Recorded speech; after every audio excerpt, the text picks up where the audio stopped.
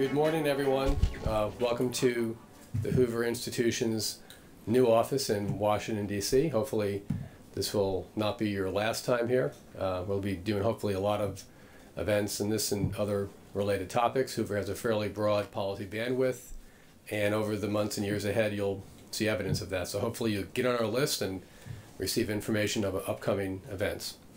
My duties are to, aside from welcoming you, to introduce our speakers today. We have a panel now, How Peaceful Will Our Nuclear Future Be?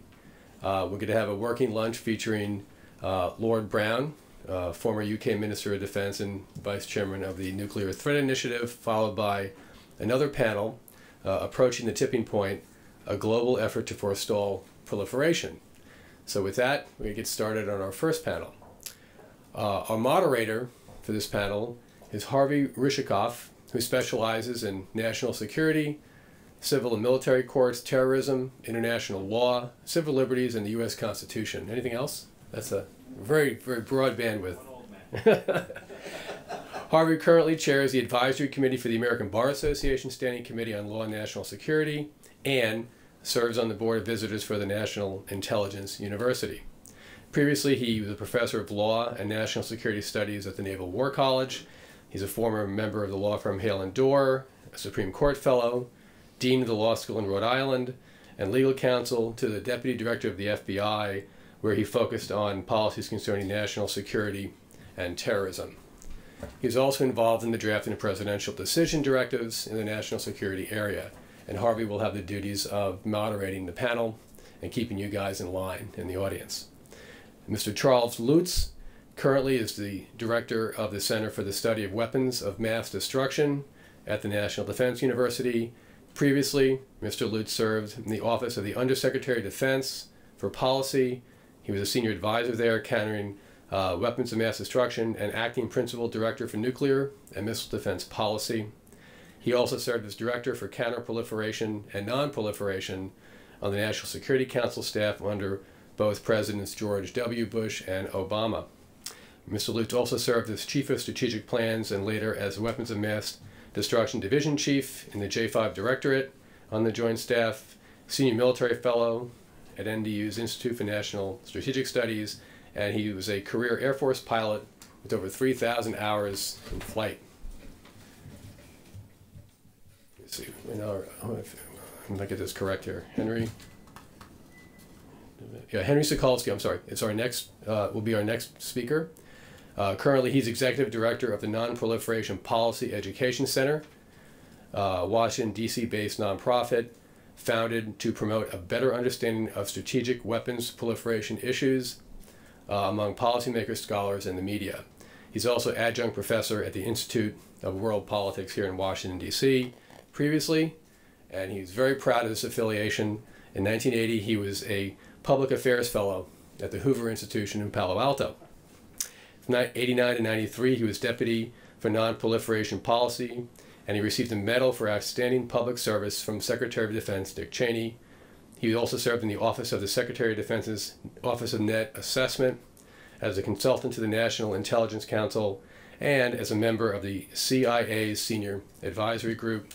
He also put some time in the U.S. Senate, working for both for former Senators Gordon Humphrey and the military aide to then Armed Service Committee member Dan Quayle. And finally, Greg Thielman is currently a Senior Fellow, Arms Control Association, for about the past 6 years. And before that, he's worked for 4 years as a senior professional staffer on the Senate Select Committee on Intel. He was previously a U.S. Foreign Service officer for 25 years, last serving as director of the Strategic Proliferation and Military Affairs Office at State's Bureau of Intelligence and Research. His foreign posts: Brazil, the old USSR, Germany, and Deputy Director of the State Department's Office of German, Austrian, and Swiss Affairs. That sounds like a good assignment. He's also Special Assistant to Ambassador Paul Nitze, State Department Advisor to the U.S. Delegation at Geneva, INF, Arms Control Negotiations, and finally, member of the Council on Foreign Relations, and a former member of the Board of Directors of the Arms Control Association. So clearly we have a very well accomplished and expert panel, and I look forward to the discussion. Harvey, it's all yours. Well, first, thank you so much for being so sweet to host us here at the Hoover Institute. It's what the Hoover Institute, I think, is known for, bringing important ideas to the public. And it's a long tradition, and I want to thank you for hosting in such elegant surroundings. We very much appreciate it. We're going to get right to it. I think we'll have Henry lead off. It's Henry's book you have here is Underestimated Our Not So Peaceful Nuclear Future. It's in the front. You can get copies. Henry is, and then we follow with our commentaries with Chuck and then Greg. And then we'll try to get the audience involved as quickly as possible, because I kind of recognize a number of people in the audience, and I think they'd have a lot to contribute in the dialogue. Henry is a combination of sort of a Max Weber, as he does a typology for the debate, and like Max Weber, he goes a little bit farther. If you look at footnote on, I think it's 180, you'll see his hero, which is Elijah Root. And Elijah Root is extraordinary because I see there's some National War College members in the audience. Elijah Root was like the foundational stone for the National War College. And I would say it's an individual who combines theory with praxis. Rather than just taking an academic analysis, what makes Henry's book particularly intriguing is that he has some programmatic recommendations that he makes. And so I think we'll have a very fun discussion given the expertise on the panel. So Henry, why don't you kick it off and sort of lay out your argument? And I don't know if you're going to discuss anything of the New Deal that just took place with Iran. Yeah. But the other great event of course, July 14th is Bastille Day. So it's quite, I think, prophetic that we have both Bastille Day, the Iran deal, and Sokolski all on the same day. So why don't you kick it off? Best not to bring up either of those topics, and partly because I'm not French, and partly because if there is one disease that pervades the Beltway and its environs, it's excitement at a shallow level. And I think what we want to do is talk about life beyond Iran. We'll take questions on Iran. How's that? That's a pretty good compromise. On Iran? Yes, yes. We can also take questions on Iraq. This is very talented. Well, or any other country. But I think this is an attempt to resist the excitement. Okay. First, let me just say that this book is the second of two. The first book that I did, which is, I think, entitled Best of Intentions, America's campaign against strategic weapons proliferation, was a history. And the reason I wrote that, besides not having any books to assign in my class on this topic, was that I thought I would actually focus on nonproliferation as a lifetime career, and it was a somewhat shaky proposition because it didn't seem like a very serious field. By the way, I still think it's not quite there. And the reason why is there was no history. Now, any serious field has got to have a history. This didn't. Now, partly it's excusable. And the reason it is how do you do a history of things that didn't happen? It's kind of a problem. So, I mean, it's hard enough to try to explain what happened and why, much less why something didn't happen and why. So, I wrote the book with a slightly different angle, and that was, well, what did our various efforts to prevent proliferation, what did they assume the problem was? You know, what was the war next that was so worrisome? And what were they going to do to prevent that outcome? And it turns out, if you get the problem wrong, the solution actually may not help. It can make things worse. Now, just to give you a tidbit, in one of the programs, Eisenhower's Atoms for Peace program, the assumed problem was a massive attack against all of America's cities, basically the 100 largest cities. And therefore, the program was aimed at preventing a massive attack. Net was, it wasn't so concerned about the spread of a few weapons. It was mostly concerned about preventing the spread of a massive number of nuclear weapons. And as a result, the institutions they put up and safeguards they put up really wasn't good at preventing a smaller number of weapons. And we're living with that today. So this book sort of represents the bookend to the history. One of the other things I noticed when I taught was that there really weren't any decent books about future trends with regard to proliferation. In fact, there almost is a denigration of future trends. It's, well, you know, so-and-so predicted X and it didn't happen. You know, this is, but, you know, any serious field, economics, military science, dare I say it, even political science, tries to establish trends and projects into the future. So I took this on. Now, the first thing I did was try to portray the future as grimly as possible. I mean, this, you know, this is, I always like to say that, you know, I work and toil within the church of doom and gloom, and you get people's attention about trends. I thought, well, how bad could it get? So I wrote this up. By the way, turns out very bad. Yeah. And I published this in a lot of different places, and I thought, well, you know, we're to zero nuclear weapons now. You know, Hoover does this all the time, right? I mean, at least to. And I thought, well, this would be kind of interesting for them, because this would talk about what would happen not only with regard to the spread of nuclear weapons in existing stockpiles, but new ones. Didn't really get a big reception. I think, and I keep saying this in hopes that he'll contradict me, but I think Rumsfeld read it. And the reason I say that is he used to serve on a board that gave me money. And he bragged once at a public gathering that he had read everything I had written, which is something, because I don't remember everything I've written. And not only that, but he started talking about a sprint to parity, which was a paraphrase of something I wrote, which was a sprint to equality. So maybe he read it. And, you know, this notion that as we come down, maybe others will come up, it sort of had a certain currency, which was what I meant in the essay. But in general, I have to say, the reception was muted at best. So, since I've been working on the book off and on for, I don't know, 14 years, I figured putting it aside a little longer wouldn't matter, and that's what I did.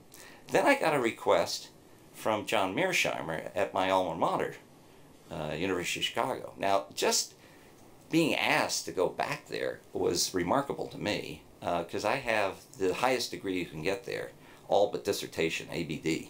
I figured they would never want to see me again. No, they wanted me to talk about an important presentation and what would I like to do. I said, well, you know, I need to write another chapter of this book. Maybe what I need to do is take a look at what people think about nuclear proliferation and what they think about the spread of nuclear weapons and nuclear war and all of these things, because maybe if I had a better understanding of what people think, I could understand why they don't think very much of what I've written. So I wrote this. Now, that's the first chapter of the book. There are 3 schools, roughly. And it doesn't really matter which of these 3 schools you look at. The ones that don't like nuclear weapons and want to go to zero, the ones that sort of like nuclear weapons or like them a lot, or those who think they're irrelevant, either because they automatically deter or because they don't. And we'll get into these schools a little. It doesn't matter which school you ask for their opinion, the one thing they're unified on is that if you listen to them and their advice, you'll be fine. Now, this sounds kind of crazy to me. I mean, if you know anything about the history of area bombing or the nuclear bombing of Hiroshima and Nagasaki, or anything about how governments operate and how we make decisions about military things, I don't think there's anything necessarily that for sure is going to protect us. It's very complicated. We could make mistakes, and we have. That's my sense of it. We're human. We're not built to be perfect, and taking someone's advice isn't going to necessarily save us from ourselves in every instance. So I looked at this, and I say each one of these schools, roughly, has something that's really essentially sound, but then gets carried away. So it isn't like you pick which school and then you win. It's like you have to read all of them, and even then you're not done. In the case of the folks that kind of want to go to zero, they have one very important thing on their side. If you got a bunch of leaders in a room who had nuclear weapons and you asked them, well, what number could we agree on? I wager the only number they would agree on is 0. And this has been recognized by American presidents, both hawkish and dovish. I mean, they've all pretty much said, well, if I had my druthers, I'd like to go to 0. But, of course, they don't have their druthers, and so things don't work out quite so easily. Now, that's the strength. I think where they make a bit of a stumble, a couple of places, but one is they don't really think enough about transitions. In other words, as we come down, what happens if others come up? I always like to say, okay, if you study these things, and I did, I studied under Albert Wohlstetter, it really does matter what the quality of these forces are. You know, will they get knocked out immediately? Will they actually get to their target? Will you be able to actually order them up when you want? All sorts of things.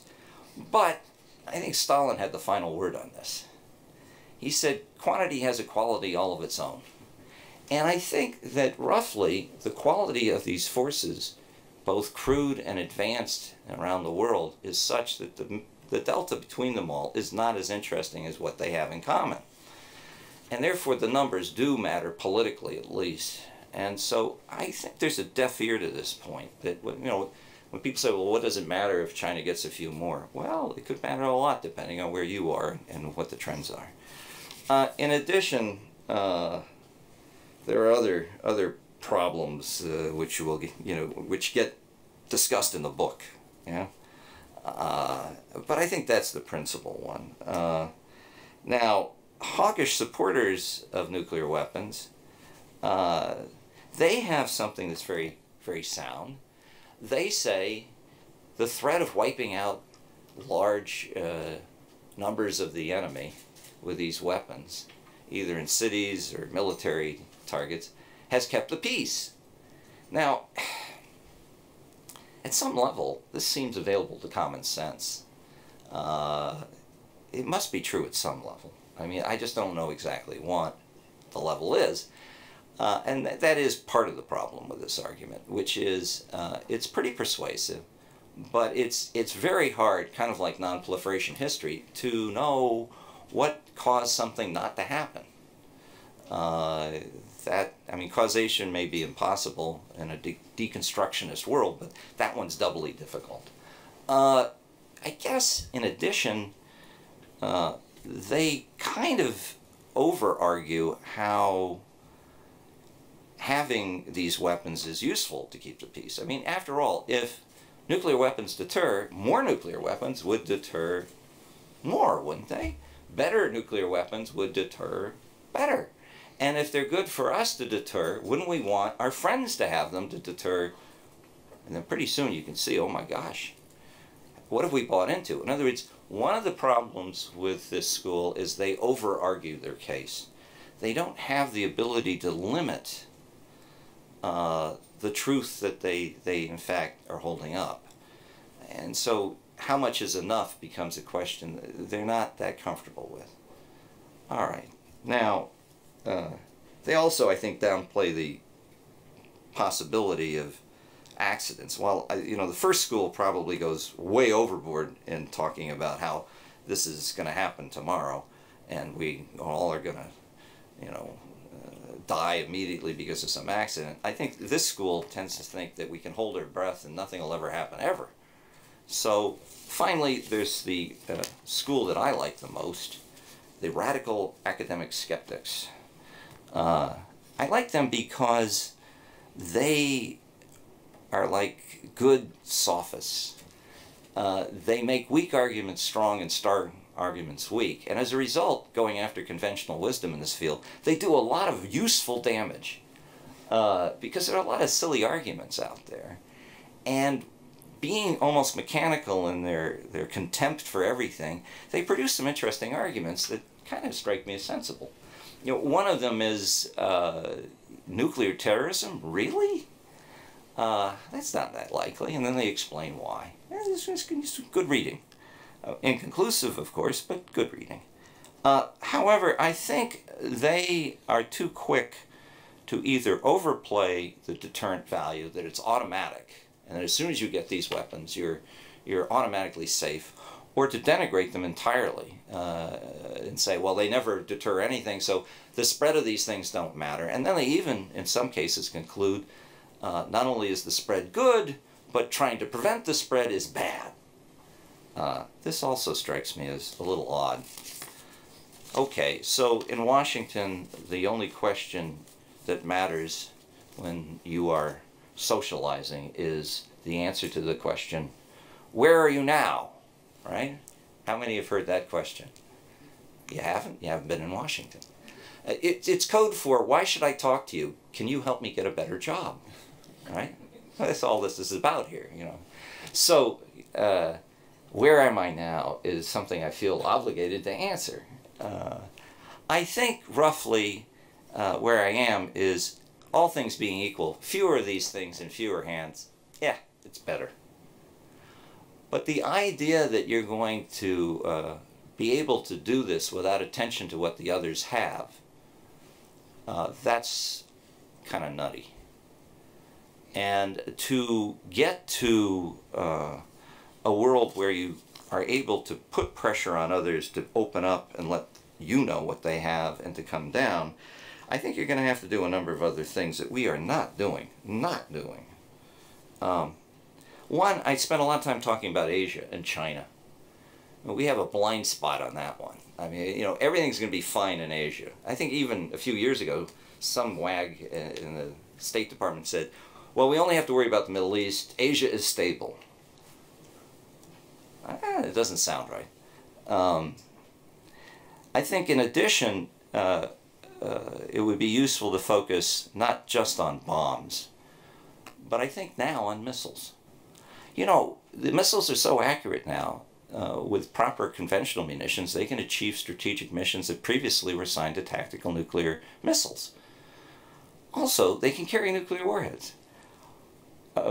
Hoover, which is well known for its association with Reagan, needs to do more here.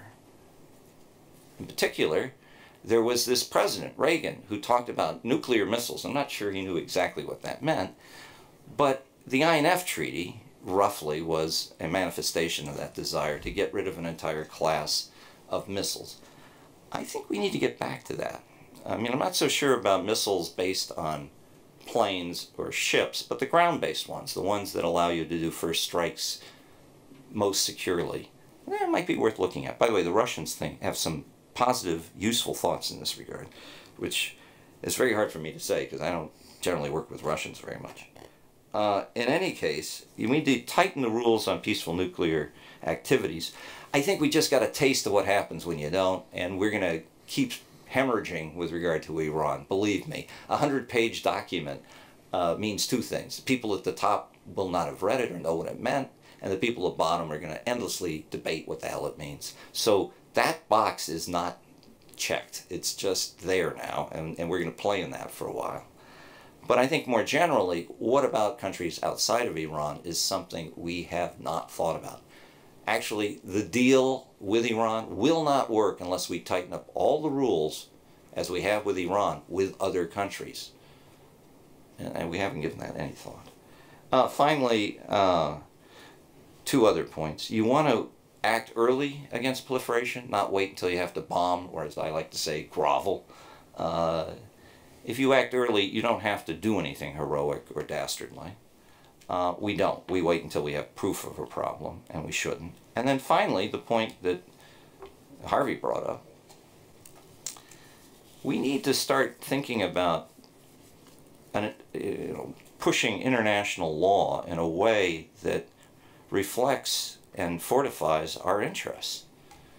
I think there's too quick of an attempt to say international law is pointless, or to embrace the silliest aspects of it.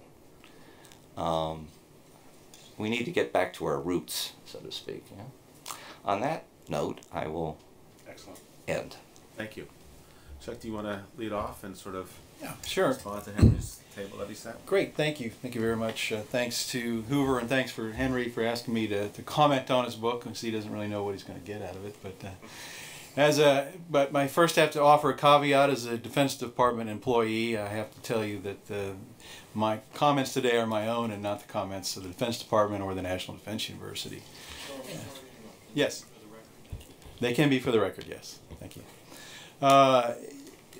You know, as was mentioned in my bio, I worked proliferation issues for both the Obama administration and the Bush administration prior to that. Toward at the end of Bush, it was clear that, well, first of all, if you look at both of those administrations, I'd clearly say that they are in two different schools according to Henry's typology. Nobody would put them in the same school.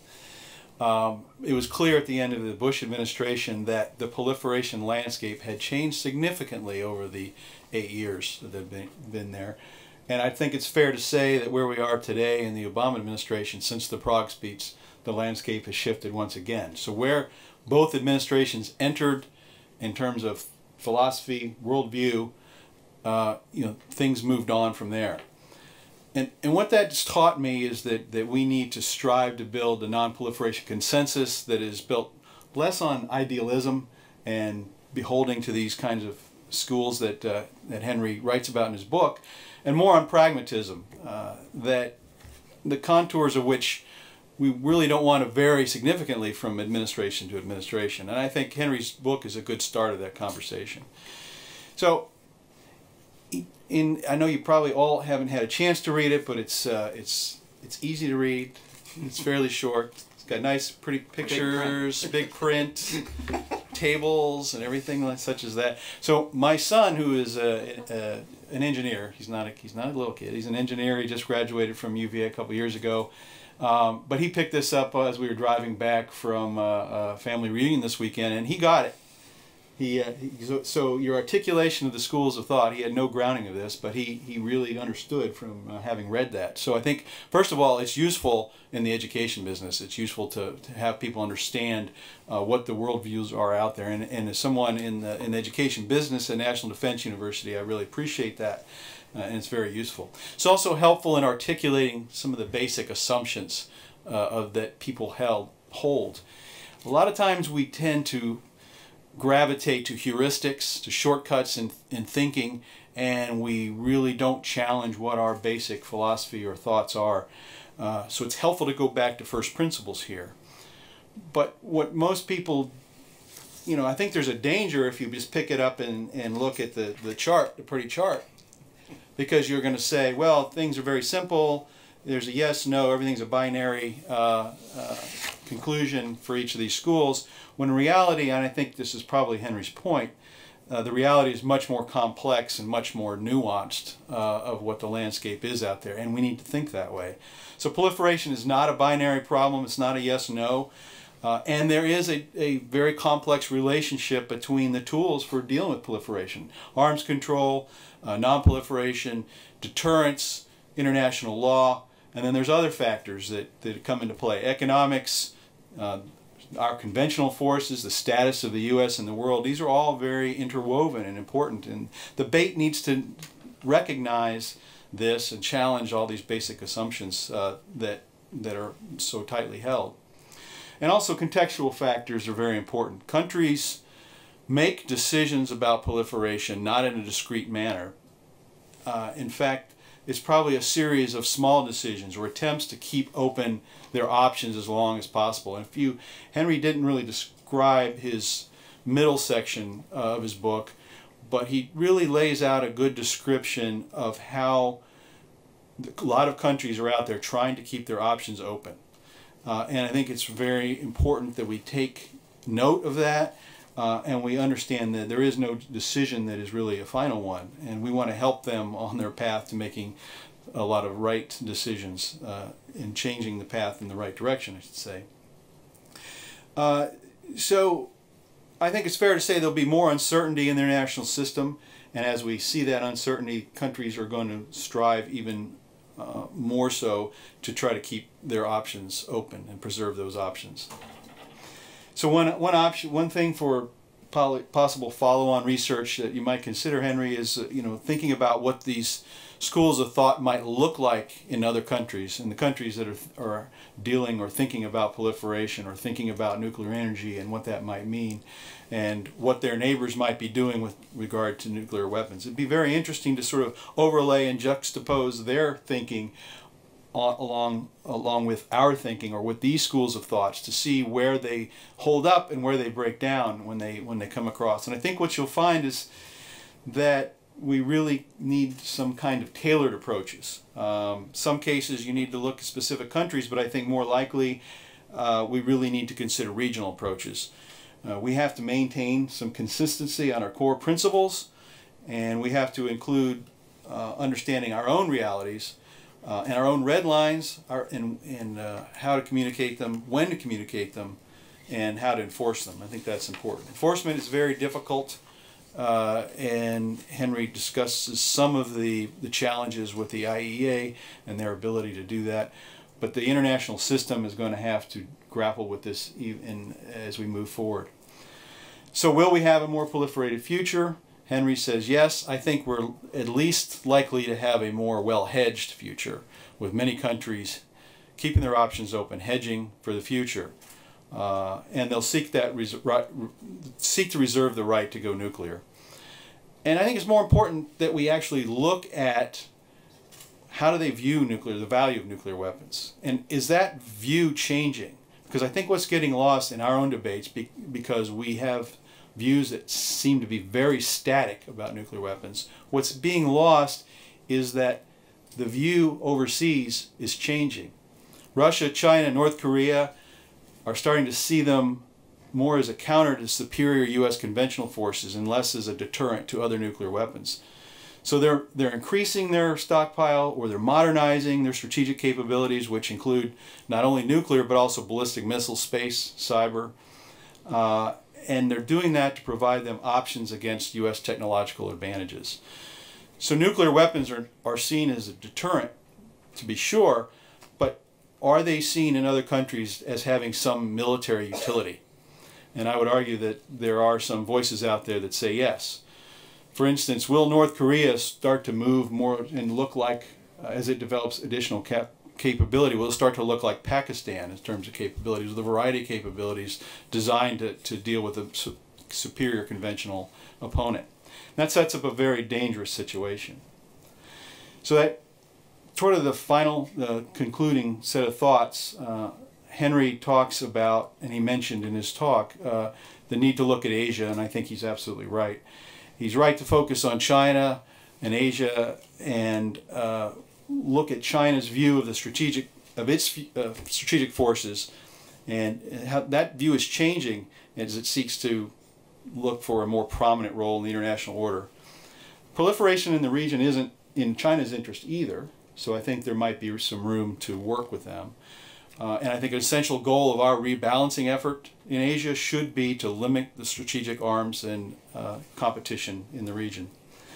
So we need to rethink our approaches to arms control. We don't want to throw it out altogether, but we need to rethink it because they're not, as we've done them traditionally, appropriate to Asia.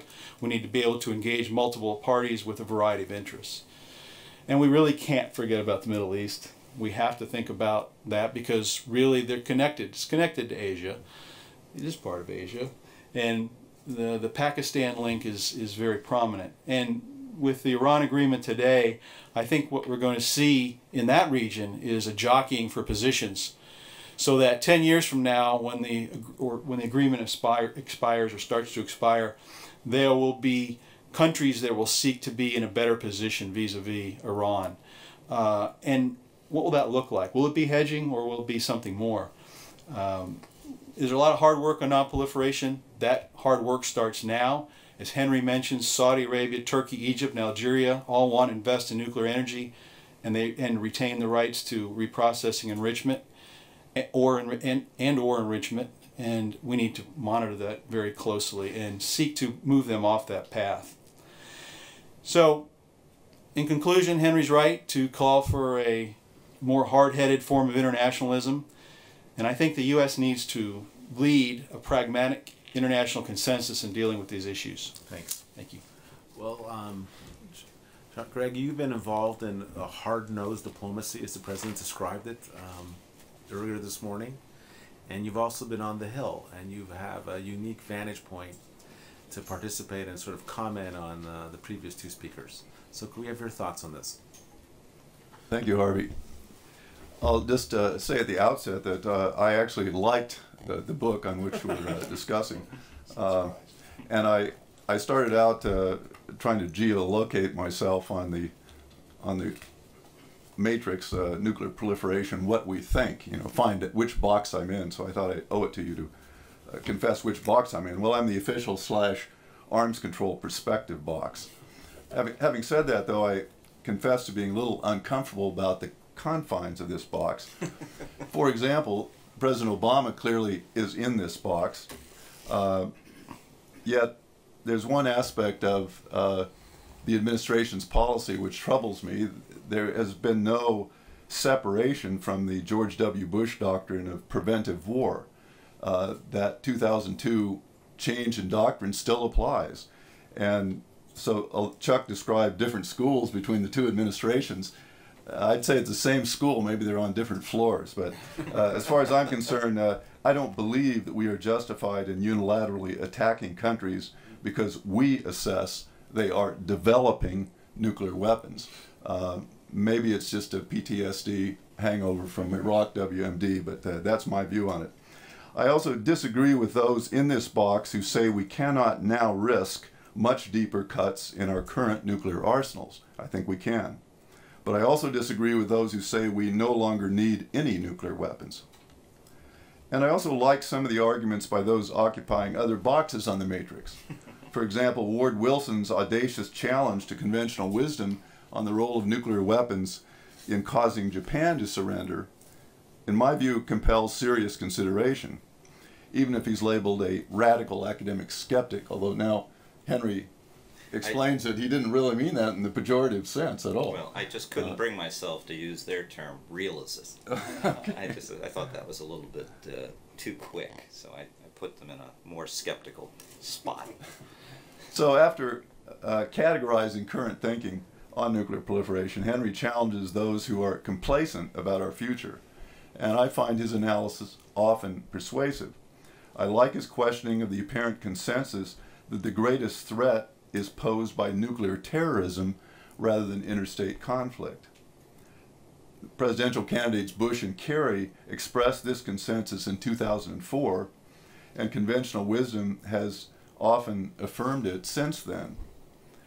I noticed, for example, that Bob Gallucci, in his recent article, America Punts on Nuclear Security in Asia, included an assertion that, quote, the worst horror most of us can imagine is a nuclear terrorist attack on one or more of our cities.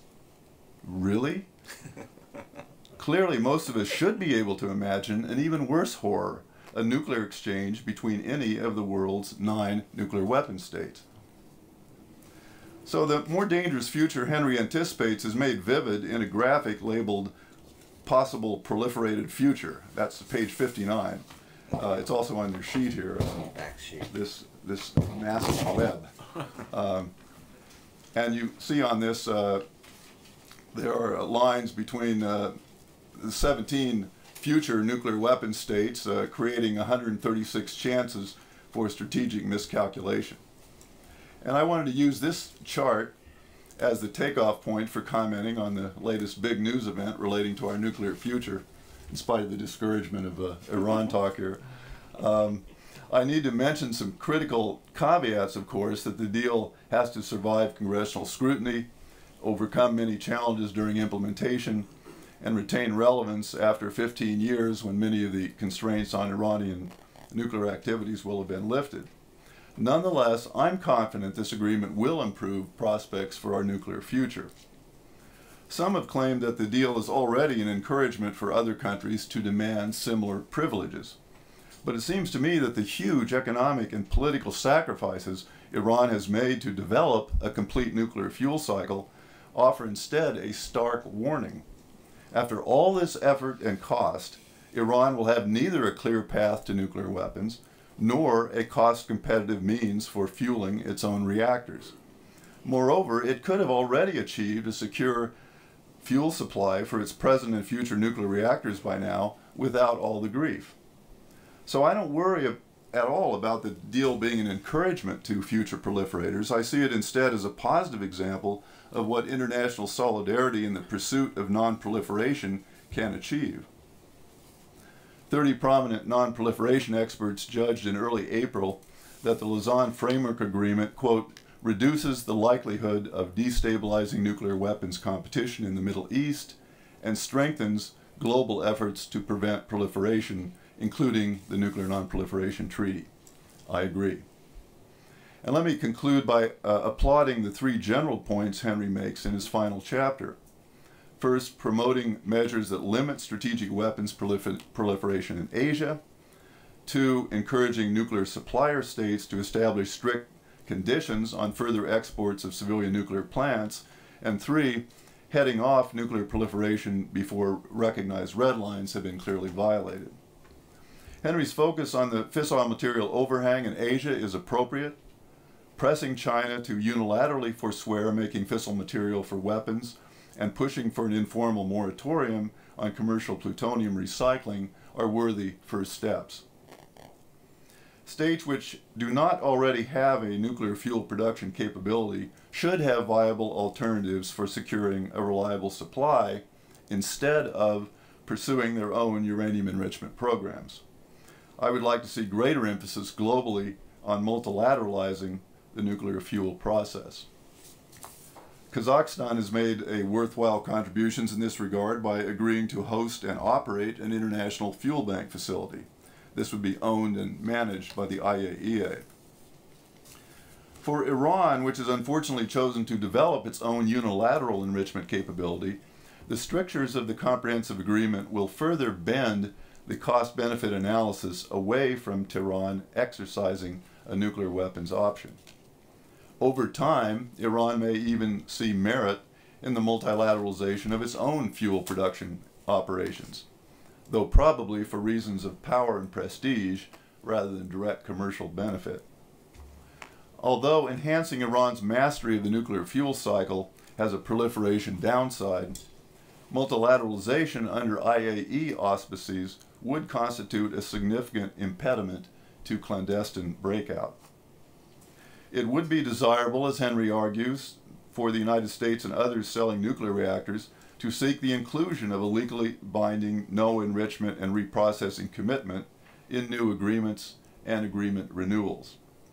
Unfortunately, securing such a commitment will not be possible in all cases, and here I agree with some of the things that Chuck said about differentiating policy depending on circumstances in the countries and in the regions. Congress could also consider adjusting the review procedures for 123 agreements that do not include commitments to forego enrichment and reprocessing, or other key standards such as the additional protocol, so that these agreements would be subject to an affirmative vote of approval. I would note finally and endorse Henry's advocacy of Washington applying the nuclear leverage it has to push broader supplier use of gold standard non-proliferation requirements. So the devil and the debate, of course, is in the details, and I hope that we'll have a chance to get into some of them in the Q&A session. Great. Thank you all, and thank you for being so parsimonious in your remarks, so we have plenty of time to get the audience involved. I'll just ask one quick question. Henry, there's a paradox that you seem to have enveloped yourself in a French fashion. Because the book ends with a very interesting analysis in which you say, more or less, the problem in Washington is that there's a pathology for inaction.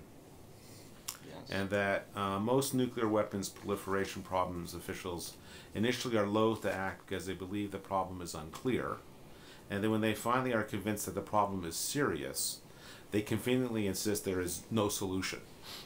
That's that pragmatic stuff. Hence that it lays into this notion of a policy and action. Clearly there have been some policies that have taken place recently. Yeah. You advocate, which Greg elegantly laid out, your three policies. So I'm curious from the three participants, Since we're on the cusp of what appears to be, as one, I think, Henry, you can describe it as a nuclear avalanche, and we are having increasing hedging in the system. And if you look over the last 15 years, the one element in your arsenal for a foreign power is if you had nuclear capacity, we, the United States, would not visit you in a projected force manner.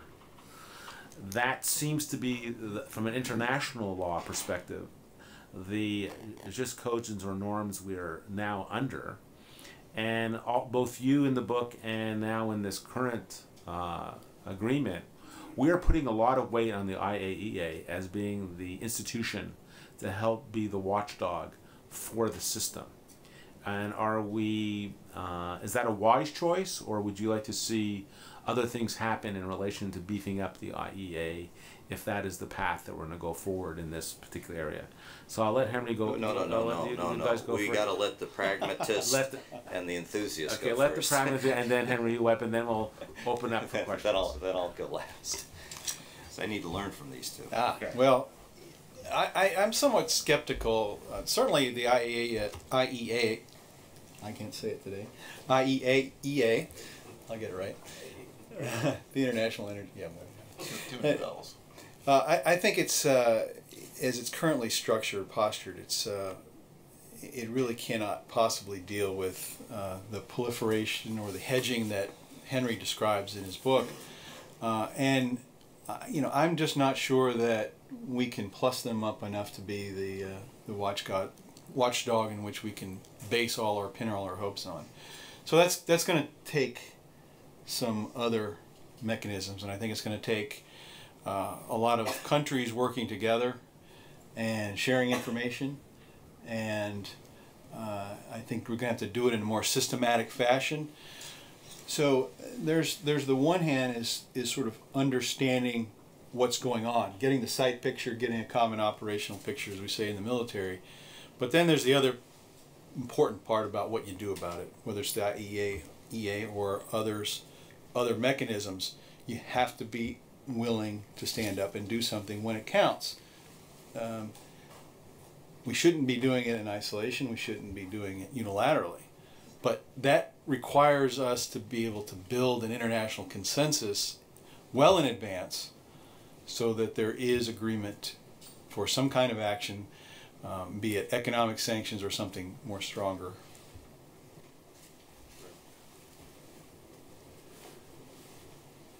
I guess the first answer is really easy.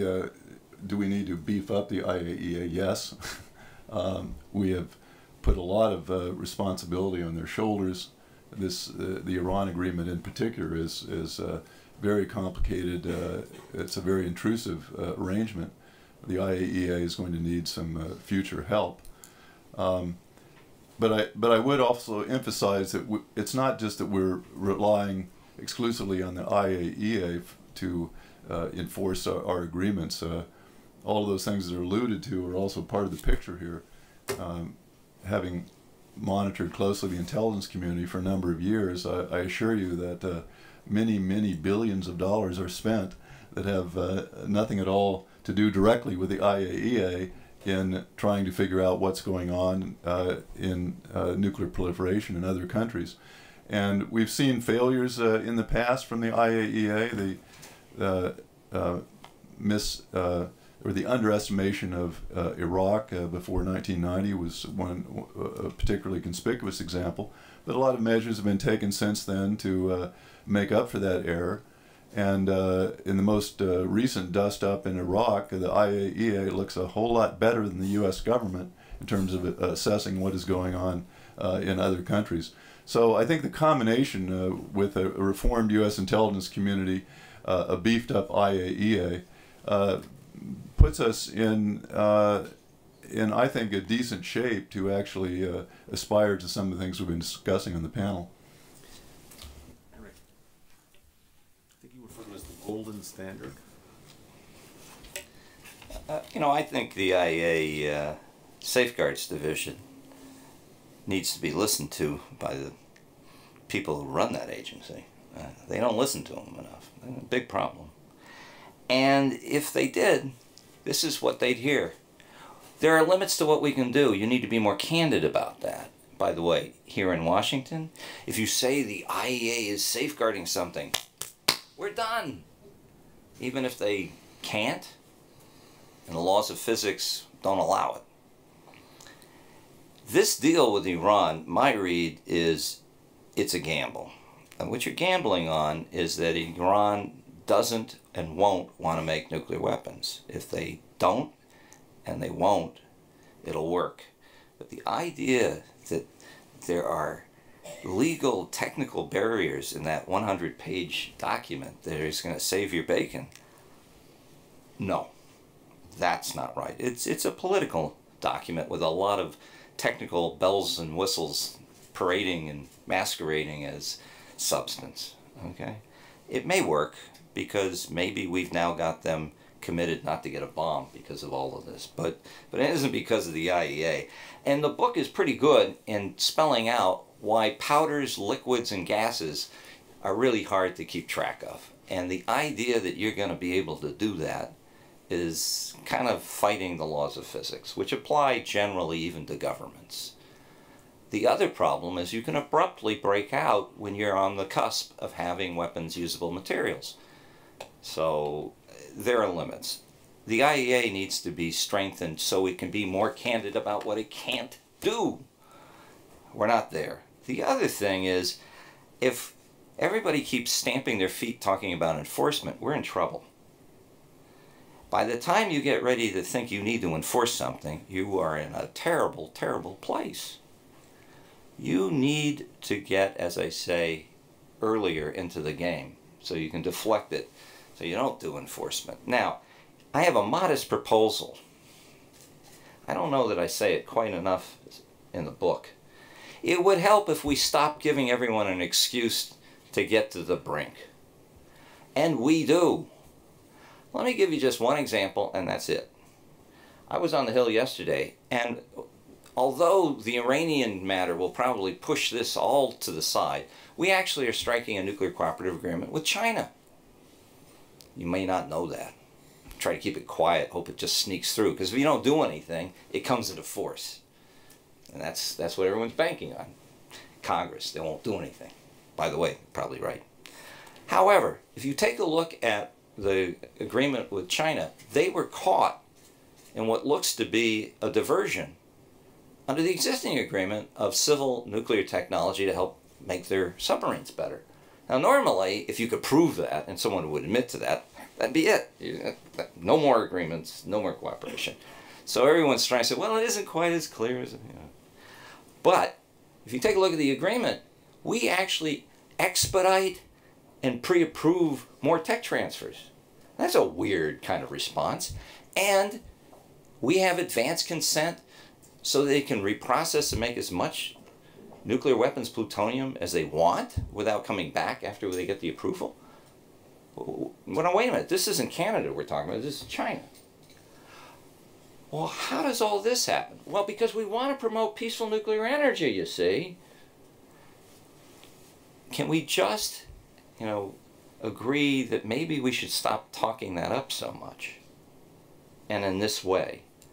I mean, we've got the point that maybe we shouldn't talk up how wonderful nuclear weapons are to provide security. How about this other stuff? Not on point yet at all. So I would kind of order it that way. Let me open it up to questions from the audience. Any thoughts? Just maybe you want to stand up or say who you are so they know. C.M. Brown. The well-known Sam Brown. C.M. Brown, American Security Project these days. Let me dissent a little bit from, before I ask my question, from the categorization approach. I think there are two kinds of people in the world. Those who categorize people and those who don't. And I'm in the second group. Just a category. Yeah, but I believe that all of you are really quite close to one another on the panel, and I think that Henry Sokolski shows himself really to be a pragmatist rather than an ideologue for any of these positions. And Greg shows himself also in many respects to be a skeptic. By the way, he's not categorized. That's right, because I'm in the second group. I think Geertz would call it thick description. Is what That's you do. right, thick description. Thick description. Yeah.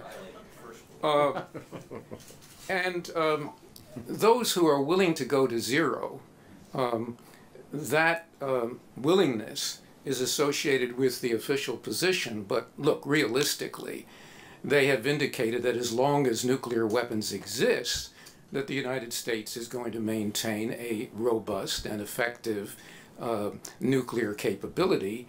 And here's where I would like some comments. And to have that capability service extended deterrence and security guarantees. Now, isn't that a problem, though?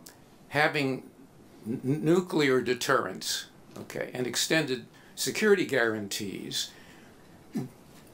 to discourage proliferation. Because what we're indicating here is that we really do need nuclear extended deterrence and nuclear-backed security guarantees in order to persuade you guys that you don't need it. But there's a paradox there, because we are saying nuclear weapons are needed. Now, in the existing and emerging international system, in which today's ally is tomorrow's adversary, the need to hedge, okay, is going to be associated with the need to hedge with nuclear weapons, the need to be able to build nuclear weapons. So isn't there a contradiction built into the official policy? As we call people frenemies now. That's yes, or docks or hubs.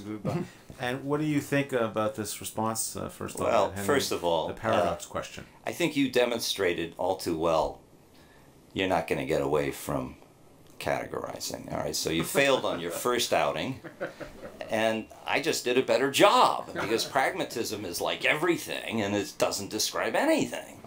Now, I have to admit, these groups are pretty rough. I had one guy who called me in a mad panic. "Oh, you put me in this category." And I said, well, I kind of evaluated it. I wasn't real close, but we're sort of friendly. I said, all right, I'll take you out of the book. And he was relieved. But, I mean, they're rough. And I said, you know, what I tried to explain to him, I said, well, you roughly fit into that. I know you're smarter than a lot of the people that are in that category, but, you know, so it prompts conversation, just like yours. I think there's some use in that. And the better the categories, always they're going to be defective, the better the conversation that ensues in dissecting and criticizing it. So I think I'm going to defend doing that, even though I know it's defective. Okay. What's that? You were really offended. I didn't even mention you. So that's the first point. The second point is a very important point, more important than the category point. And I think roughly it works as follows. Nuclear weapons are really good at fighting the Second World War. You want to do an area bombing? It's really fantastic. You just go to the city, fly over, one does it. Now, we have found that there are other uses militarily for these things. Deep, hardened structures. Area targets that are a military area target might be useful. But I always like to point out, the longer a war goes on, the more you fight with your emotions than your mind, and you start taking revenge. Hitler had his revenge weapons. We did area bombing, and although that may have been all we could have done then, because we didn't know how to aim anything and we couldn't acquire targets, in the future, and even now, you're going to see a transition to lots of things that are not indiscriminate. Either you're going to have things that are in low numbers accomplishing the mission with precision, or lots of precise things in high numbers. The problem is that it costs a heck of a lot of money. It takes a long time to figure out how to use these things. and only a few nations have begun to master it. I think the United States is doing an okay job, but it took a heck of a lot longer than we ever imagined it would. I remember the first essay on precision guidance was 1972 by James Digby. Well, it's been a while, and we're still struggling with it. The Russians have a hard time with it. The Chinese seem to be very attracted to it. By the way, the introduction is by my old boss, Andy Marshall. They love Andy Marshall. I was there 2 weeks ago, and when I was introduced as someone who worked in his office, well, everybody paid more attention to me. So they're very caught up in this. But it could be, if we're lucky, military science will move war into this arena away from the use of grossly indiscriminate weapons, which roughly are nuclear weapons. I was approached the last time I spoke at the Hudson on this book by a Russian, and he said, well, we all know arms control is no longer possible, at least not with us. He was very candid, very upbeat, but maybe we could make the nuclear weapons very, very, very small. I think that was a concession to the trends I'm talking about, and if we're lucky, if we can keep the lid on the kettle, perhaps military science will move into an area that will make relying and resorting and being attracted to these weapons a lot less. I think that's going to take a long time, and that's the reason why we got to pay close attention. And it may not work. It may not work. I'm not saying it's a, but that would be my answer to you about the dilemma. In other words, there is some light at the end of the tunnel, I think, but we got to get there, and so we have to show some restraint. Address that, or Just a couple of quick points. First, I think we need to stop. We need to get away from looking at extended deterrence as, and non-proliferation for that matter, but as a series of bilateral decisions. We don't do enough to really look holistically at the region, and we don't. We provide extended deterrence to one country, we're providing rationale and justification to another country as to why they should get nuclear weapons. So we have to think through that very carefully and look through, as Henry showed in this picture, the many player problem. In terms of your thoughts about military science, I don't have a lot of faith that military science or that the discussions are going in the right direction. I think we in our military to military talks need to have a more robust discussion about why these weapons are not useful, why they should not be used militarily, and we need to let that discussion get out in the writing so that those we don't have military to military relationships can understand that as well. Unfortunately, within our military today, I have to say, we've lost our capacity really to think about the nuclear problem as a warfighting or as a military problem, and that's very disturbing because our adversaries are thinking about it, and if we're not thinking about it at the war colleges, if our generals aren't thinking about it, then they're not going to know how to deal with it when it happens. And we need to get back to understanding why we need to stay away from it on the battlefield. any further thoughts, Greg, or should we move on to what I would call the Brown paradox, which Henry, in a very American way, said, "Don't worry, technology will solve it for us." I would just say about the paradox, I don't see how it can be separated from any aspect of the nuclear dilemma we face, and I guess I embrace advice an old college professor gave me that when you see something as being ironic, you're beginning to understand. Sir. With International Investor. Henry, I brought this up once before with you, but I'd be interested in what your fellow speakers have to say on this subject. We wonder if there are some leaders long past and some present who have great regrets at not pursuing their nuclear weapons programs. We're thinking of Gaddafi in Libya, Syria, even Ukraine at this point. Not that they really possess them for use, but just having them on their soil might have changed the complexion at least of some events. So my question really is,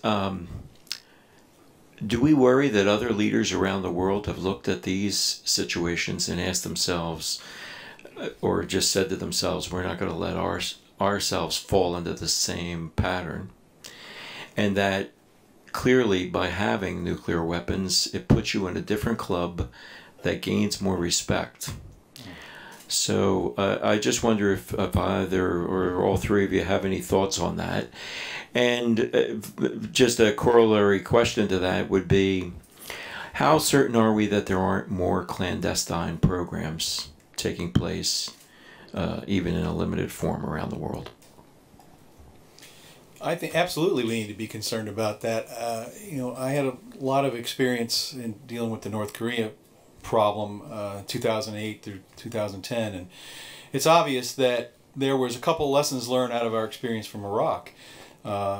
Libya took one path, and North Korea took a different path, and North Korea regime is still in power, so they're going to feel vindicated. Now, it's still isolated, but that doesn't seem to matter much to them. I think being isolated is better than being dead, is what their calculus would probably be. So and particularly you raised the idea of Ukraine. I think that one is particularly egregious. I mean, there was one area, there was one agreement that we were party to, the Russians were party to, and we didn't hold the Russians accountable for that agreement. So we have to, I think, really kind of put ourselves into the place of these leaders and figure out how we address their concerns in something that's much more than lip service. Can you provide some sort of guarantees? We've tried to do that with the North Koreans. They don't see them as valid, and I think their history probably bears that out. But there's got to be more dialogue in thinking through why having nuclear weapons is not going to be beneficial for them, as opposed to sort of through actions showing them a way in which they might be, which is what we seem to have been done in the past. Greg, do you want to say anything? I would just say that I think the North Korea example shows what a big problem this is. I mean, the conclusions that countries like North Korea draw from Libya and others, and of course they've said that explicitly, so it's definitely a problem. I guess I think that we can also overreact to this problem by misunderstanding Ukraine. I mean, nuclear weapons would not have helped Ukraine avoid the loss of Crimea. Nuclear weapons were not really what the Russian annexation and the use of little green men were all about either. So I don't really see that as being a story about nuclear weapons. The political commitment did involve nuclear weapons, of course. But I also disagree that our reaction was just lip service. I mean, if you're sitting in Russia today, I think it looks like a lot more than lip service what has happened economically as a result of the sanctions. So I think there are a lot of things short of combat that penalize countries for violating international law. I would build on these two comments. I think it's not only the case that what ailed Ukraine would probably not be healed with possession of nuclear weapons. I think what ailed Libya, similarly, it would not be the case that if they had nuclear weapons, oh well, Libya wouldn't have fallen apart. I mean, if anything, we'd just be more on edge, I suppose. And I think North Korea as well is holding together, not because of nuclear weapons, but a lot of other reasons.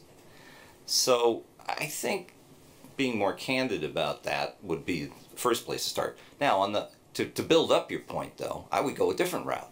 You didn't mention Brazil. Brazil actually was drawn to these things. I remember talking to a very important man in Brazil, I'll protect his name, who actually was responsible for killing the program. And he told me that 3 years later, after we did the India deal, the generals had a meeting that he was at, and one of them came up and put his finger right in his chest and he said, "The Indian deal, you see, it was a mistake. We could have had our weapons." So I think if you're serious about the point, there are a lot of other things we should be concerned about than just security guarantees to countries that forego. I think we have to kind of de-emphasize the importance of these things for regime preservation, number one, and number two, that the route to prosperity and a sound governance isn't necessarily enhanced by these things. I think if you make a case that way, you're going to get more traction than trying to say that these things are critical in a way that maybe they're not. The Hoover people have just signaled to me that we have to wrap up the session. As you can see, the lunch has arrived, and we're going to be having a working lunch, in which I think the keynote speakers arrived too. Yeah, at 12, Lord Brown of Leyden and former UK Secretary of State for Deterrence and Vice Chairman of the Nuclear Threat Initiative. So we'll continue the nuclear discussion. I want to thank you all for participating in sort of the debate that's now been opened with the Iran deal, which is where are we headed and what will help. And as you questions have pointed out to the panel, we're at the brink of a new era, I think, of the nuclear era. And where it will end will be as a result of the people in this room and the people on this panel helping to contribute to what makes the most sense. So please join me in thanking our distinguished panel for helping to kick off this discussion.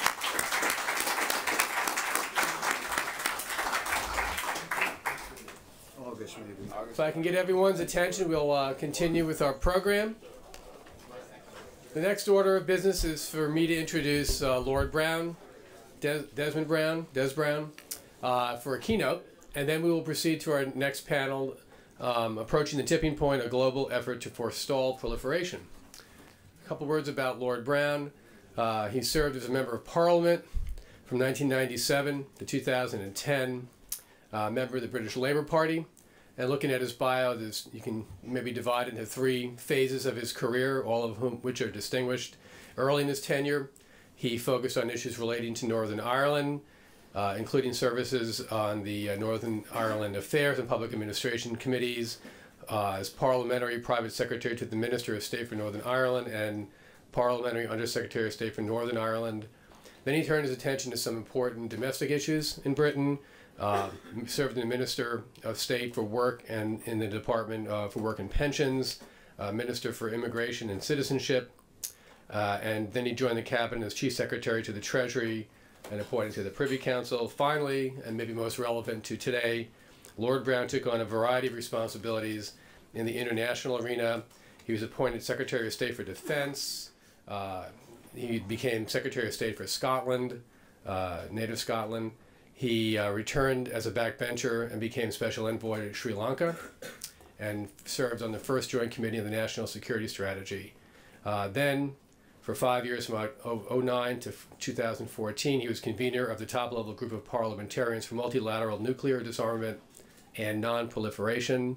He co-founded the European Leadership Network, been chair of its board of trustees and directors. He was introduced to the House of Lords in 2010.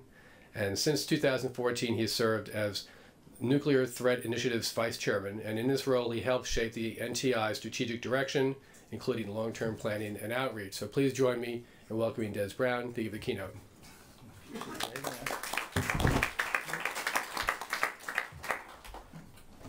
Thank you very much indeed, Michael, for those words of introduction, reminding me that my future is behind me, I think.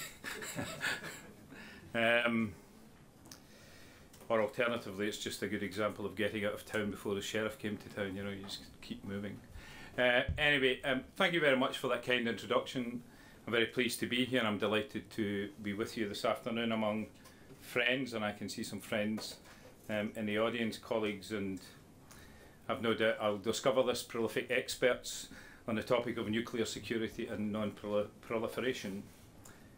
The books at the heart of the panel, which I will later moderate, and the book that you were discussing this morning are a welcome addition, I think, to the scholarship, public education and policy development around these extremely challenging topics. So I'm looking forward to further discussion after lunch, including the possibility of forging regional and global joint enterprises to address the threats posed by nuclear weapons, as well as today's broader security threats, in some senses we couldn't be in a more challenging environment than we are geopolitically to deal with these issues. This, as you will have gathered from that short bio, is a subject which is near and dear to me, and certainly is to my colleagues at the Nuclear Threat Initiative, and has been for the last 15 years, and the European Leadership Network. I think also to our colleagues here at Hoover, and of course to so many other leading voices on our issues around the world, including some people who are in this room today, and I recognise that in their presence.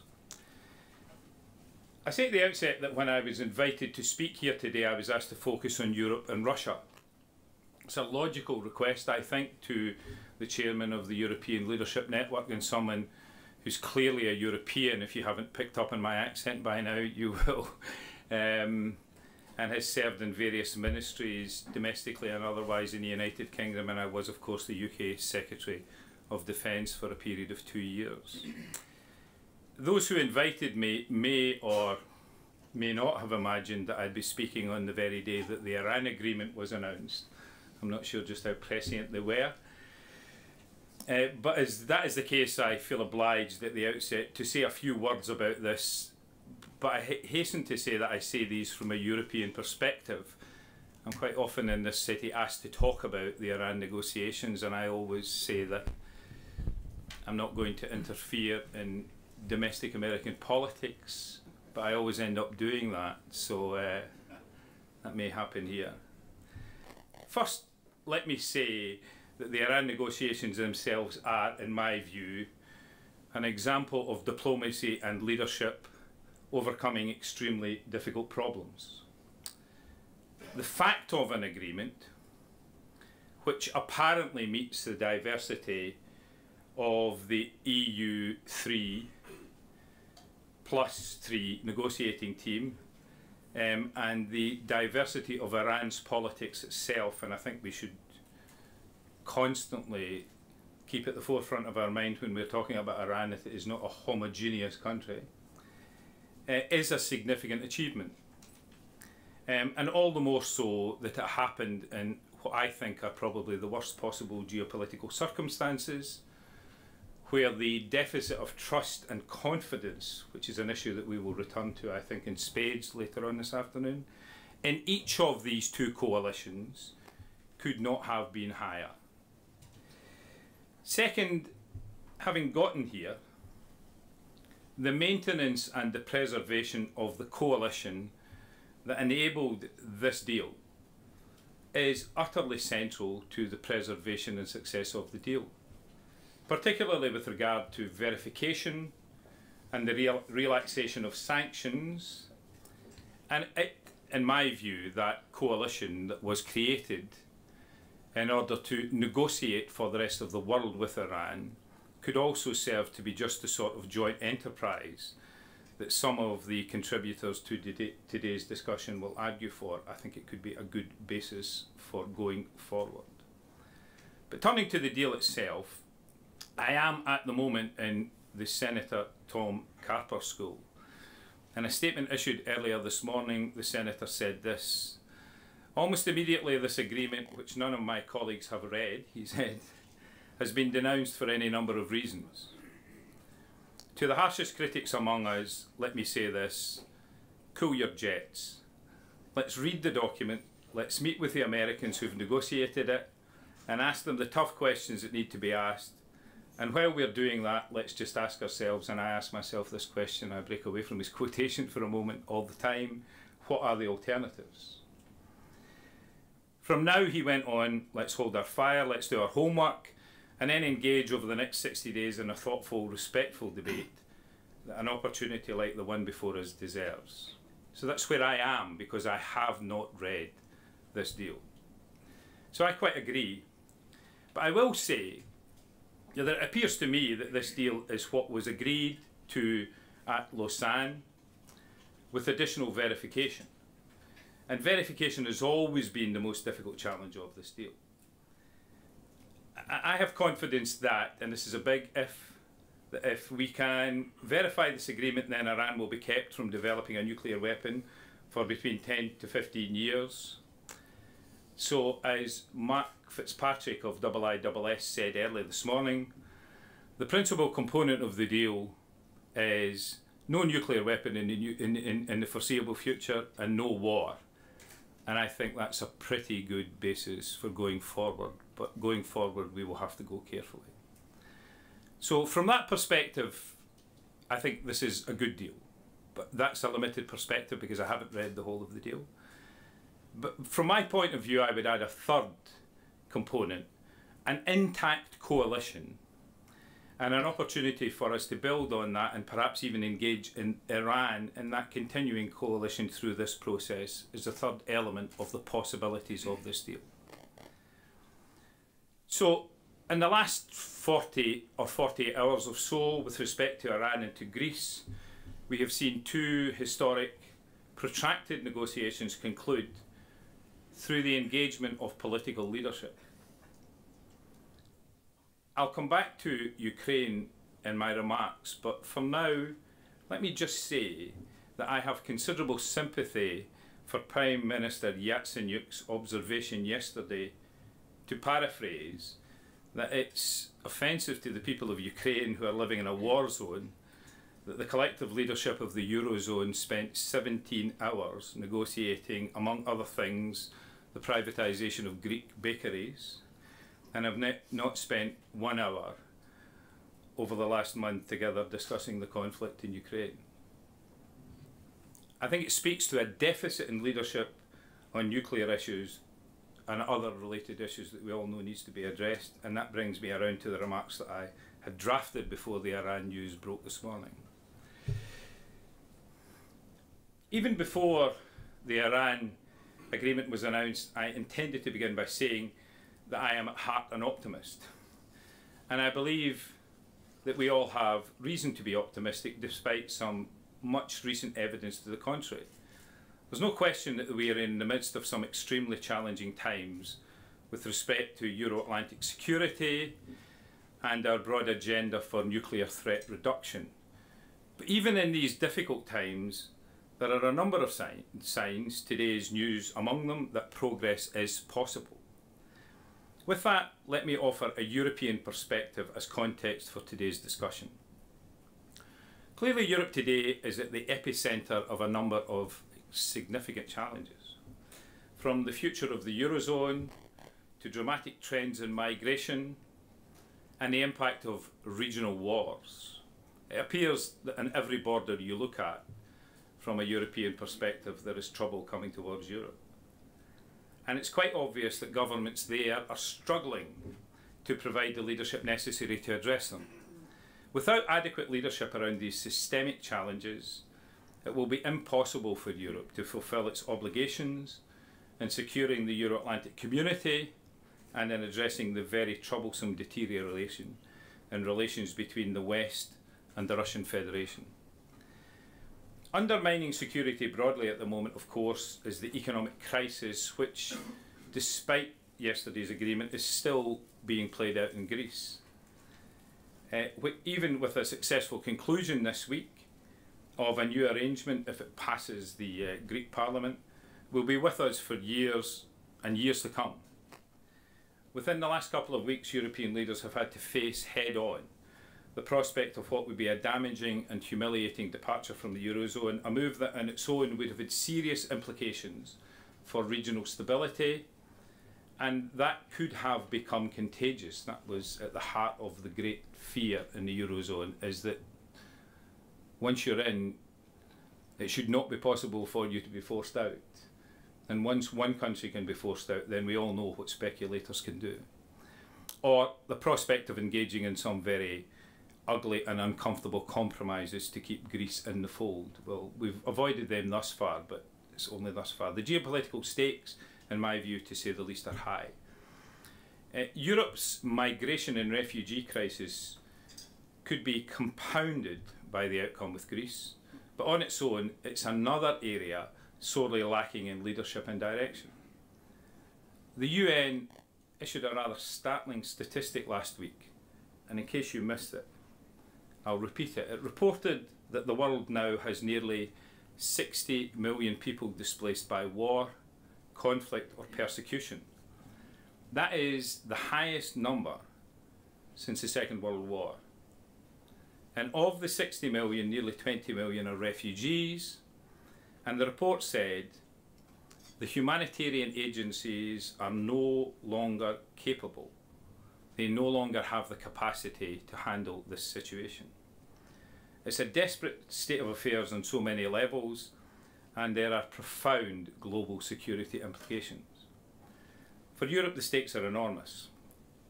There were nearly 700,000 asylum applications this year by the end of March. Certainly there are more now, as the vast majority of the displaced are within travelling distance of Europe. So it's sad but not surprising that a number of countries already overwhelmed in Europe are closing or considering closing their doors. But we know that that's not a solution to the problem. In fact, we know, and this country knows better than most, that it is almost impossible to close the doors. The bottom line is that this is yet another area that breeds fear and further undermines regional security, and again, leadership is sorely lacking. It is diverse and disparate. Now, let's turn to the breakdown in Euro-Atlantic security and the significant rupture in relations between the West and Russia. Here in Washington just last week, the incoming chairman of the Joint Chiefs of Staff told the US Senate Armed Services Committee that Russia now poses the greatest security threat to the United States and that its recent behaviour is, and I quote, nothing short of alarming. That's a remarkable statement given the terrorist threat posed by the Islamic State or Daesh and other extremists around the world. Just think about it. A quarter of a century after the end of the Cold War, the man who is to become the highest ranking military officer in the United States is identifying the Russian Federation once again as posing the greatest threat to this country. I think we can all agree that the impact is clear. The longer the crisis in Ukraine festers and relations with Russia erode, the more difficult it will be for the West and Russia to continue to cooperate at any level on joint security objectives, including non-proliferation and disarmament. In addition, the notion of working together on new approaches to long contentious issues such as missile defence and tactical nuclear weapons seems further off at this point than it ever has been.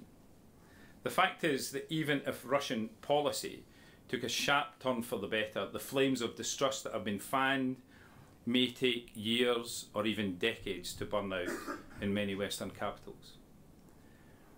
It's a very dangerous dynamic in a region that includes 6 of the world's 10 largest economies, 4 of the 5 declared nuclear weapon states, and more than 90% of global nuclear inventories. So what are the implications and what can be done to further our goals? It's certainly clear that whatever hopes we have, we may have indulged for post-New START prospects for bilateral disarmament between the United States and Russia over the next 2 years are extremely remote. I just can't bring myself to say that they're gone altogether, but they are as extremely remote as you can imagine. I know there is still a strong case to be made that NATO's nuclear deterrent would be more credible, safer and affordable if the US were to withdraw tactical nuclear weapons from Europe. Discussions within Washington and NATO on the topic are frozen and likely to remain so for some time. The landscape then is made worse by a clear lack of structure and leadership resolve to change the trajectory and bring new thinking to the table. The institutions set up to support constructive interaction between the West and Russia are inadequate or incapable of addressing today's core political, economic and security issues, and the close personal relationships among leaders that are essential for managing crises have been lacking for years and are now marred by deep mistrust. Our leaders, it seems, are just stuck. So what can fill this void? Well, here's where my optimism takes hold. In February, former Russian Foreign Minister Igor Ivanov, Senator Sam Nunn and I put forth a proposal to build a new Euro-Atlantic security leadership group to take on these challenges. We're not talking about a track two or a group of experts working on their own with the hope that someone will listen, because we've all been there. We're proposing a leadership group that would be personally mandated by presidents, prime ministers and foreign ministers, and that would commit to conduct continuous high-level dialogue focused on developing specific recommendations on key points relating principally to the Ukraine crisis, but to Euro-Atlantic security more generally, integrating broad political and economic and security issues. You know, and if today's result of sustained engagement does not ring a bell with people, then nothing ever will suggest to them that this sort of sustained engagement can bring results. The leadership group that we propose would offer an important demonstration of government's commitments to resolving core issues and would offer a vehicle for turning that resolve into action, including by initiating long overdue steps for Europe to begin to assume more responsibility for its own security. In The War That Must Never Be Fought, the book that we will be discussing later, my NTI colleagues Isabel Williams and Steve Andreasen write, and I quote, "The question now is whether the political will exists in key capitals to even envision the creation of such a process. The political gains are clear, pulling both sides back from an increasingly costly conflict. However, is it possible to envision practical steps consistent with the vision of building mutual security in this space in today's Europe? And could these steps lead to a change in the nuclear status quo within NATO?" And I end the quote there. Here's why I remain optimistic. We, at NTI, with other partners in relationships that we've built over years across the Euro-Atlantic space, including Russians, have begun the process of advancing our proposal. And this may sound remarkable, but we are seeing significant high-level interest and willingness to work to address the leadership vacuum. I share this with you. We picked a group of people whom we thought would be near to leadership across this space and invited them to come and talk to us in an advisory group as to how we could advance this idea. Of about 24 people whom we invited, 17 agreed to attend, and the others said that they couldn't for calendar reasons, but they were supportive of the initiative. We were extremely surprised to get a 100% response to the initiative from people who were very well connected to leaders across this space. So we are encouraged. I am optimistic, but not foolishly optimistic. But we're encouraged, and I hope you are too. And I hope to be able to share some concrete results of this efforts in the month ahead, but we need to move carefully. We all know that today's Europe is facing significant risks and challenges, and that they are not being met by bold leadership. The combination of thoughtful scholarship, fresh thinking, and bold ideas can help change that trajectory. So I am grateful, Jim and George Schultz, of course, for bringing this work together, and for Mike and others who have contributed to complementary works. I'm grateful for your work in this area, and I would like to thank you for inviting me to join you here today. I look forward to our discussion this afternoon, but if you want to ask me a few questions before we get to that, I'm happy to try and answer them. Thank you. That's it.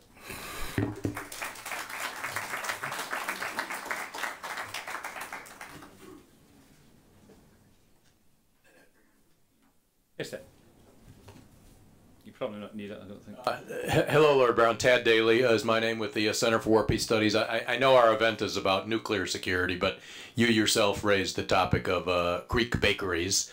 So I just wanted to ask you a little bit about that, about the Greek crisis. I would not be the first to suggest that the essence of the problem is that the EU has, or the Eurozone more precisely, has established a monetary union, but not a fiscal union, not a tax policy union, not an economic policy union, not a defense policy union.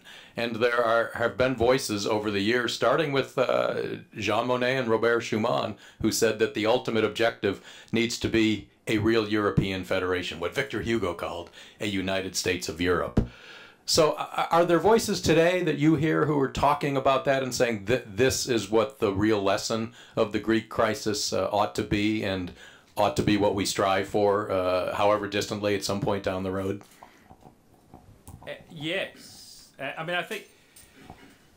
you characterise this correctly, you know, and this is, among many other reasons, this characterisation of monetary union in the absence of fiscal union has a kind of flaw at the heart of it that cannot be resolved, and I'd just say with my accent that was one of the principal reasons why I was opposed to Scottish independence, because we would effectively have created Greece within the United Kingdom. But I had many other reasons to be opposed to it, but that, among anything else, I mean, while the Greek situation was playing out in Europe, it seemed to me very obvious that we should not try to replicate that, among other things, in the United Kingdom. So you're right, and you know, the 2008 financial crisis that to some degree was driven from these shores by decisions that were made in commoditising things that should never have been commoditised, brought to a head this problem in the Eurozone area, and they have, you know, you sound to me from your question to know quite a lot about this, but you will, as an observer of them, you will have seen in the Eurozone they have been tightening their fiscal policy. They always did have a set of rules, but they didn't pay any attention to them. They had a set of rules that would have required some kind of fiscal discipline, but they didn't pay the right attention to them, nor did they enforce them. But they are now, you know, with the kind of laser-like leadership of the German finance minister and Angela Merkel, trying to, and since they pay for everything anyway, trying to make sure that this this discipline is driven into the Eurozone.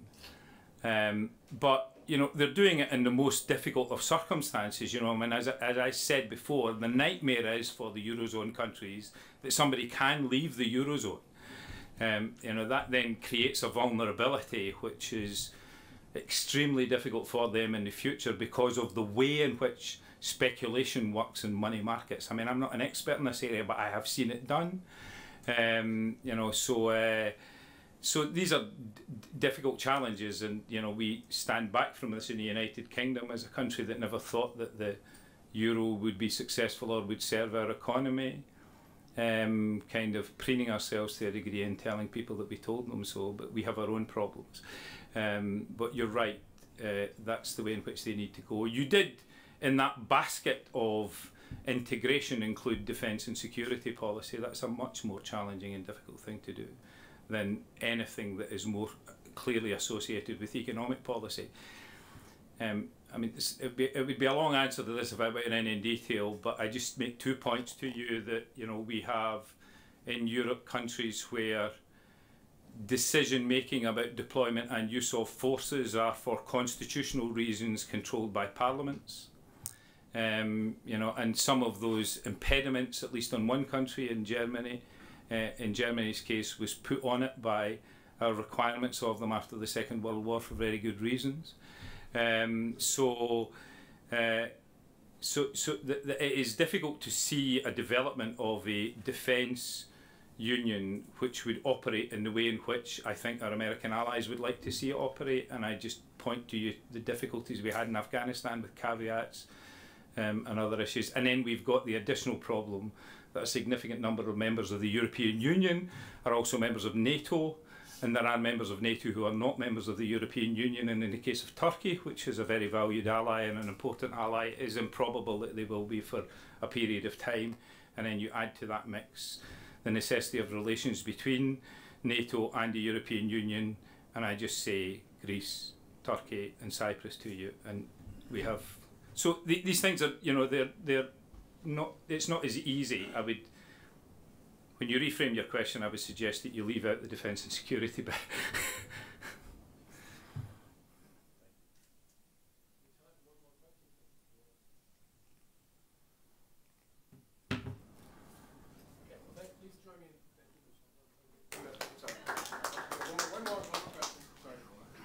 Right. Alex Korpela, the research intern at the Hudson Institute and a student at the University of Aberdeen in Scotland. Given the changing relationship between Russia and the US and the EU, has your view on the importance of Trident for the UK security changed at all? Yeah, well, it presupposes that everybody knows what my view of it was, or currently is. I believe in multilateral disarmament. And I think I have to start off by saying broadly I buy into the agenda which was first comprehensively articulated in the 2007 Schultz, Perry, Kissinger, Nunn op-ed, which, and I don't wish to do this a disservice because I'm conscious I'm in the presence of Jim Goodby, who maybe helped draft the very words that went into that seminal document, but essentially those statesmen identified that nuclear weapons may have been at the heart of the solution for a part of the 20th century, but they were in danger of becoming part of the problem because we were in a different world, in a multipolar world, and we didn't have the stability of the latter half of the 20th century. There were fewer weapons, but more in the hands of unstable governments and in unstable regions, and that we were not paying enough attention to other related issues like the grand NPT bargain and non-proliferation or the securing of nuclear materials.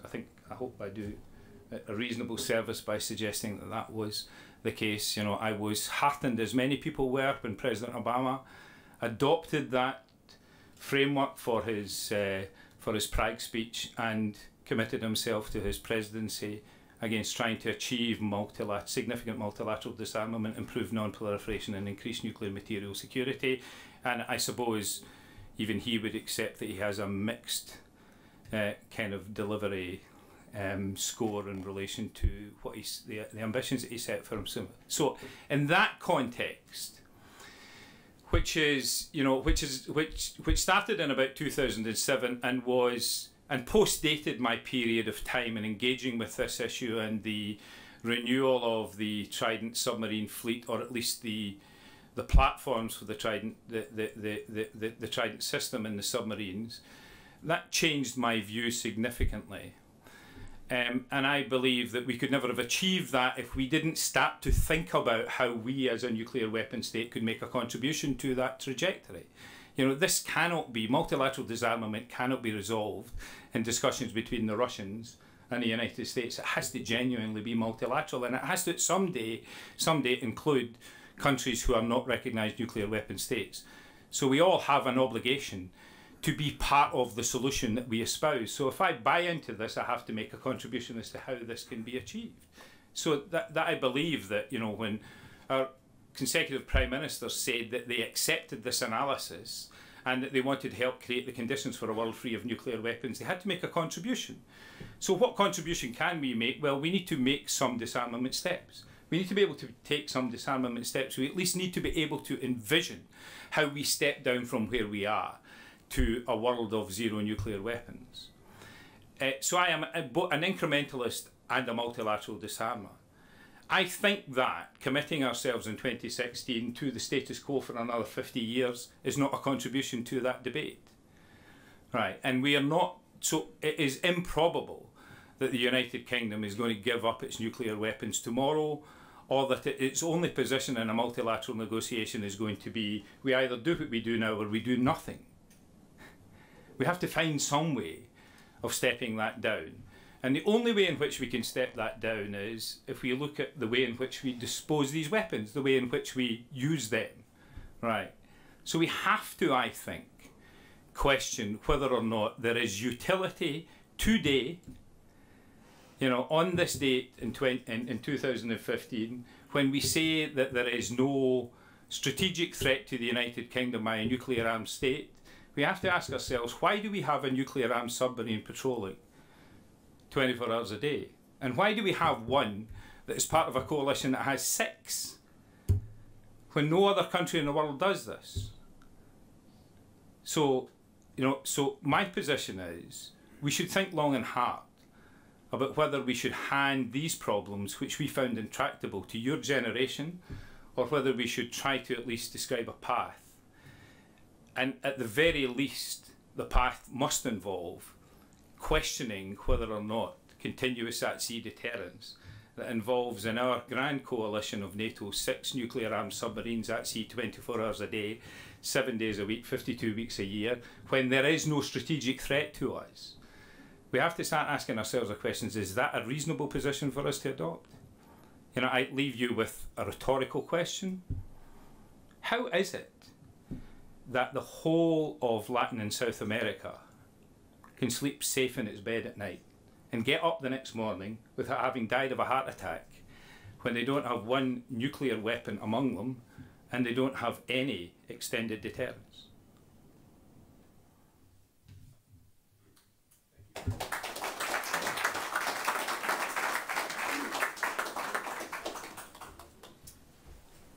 So now for our panel on approaching the tipping point, a global effort to forestall proliferation. I'll introduce our speakers in a succinct way. First, Ambassador James Goodby is currently the Annenberg Distinguished Fellow at the Hoover Institution.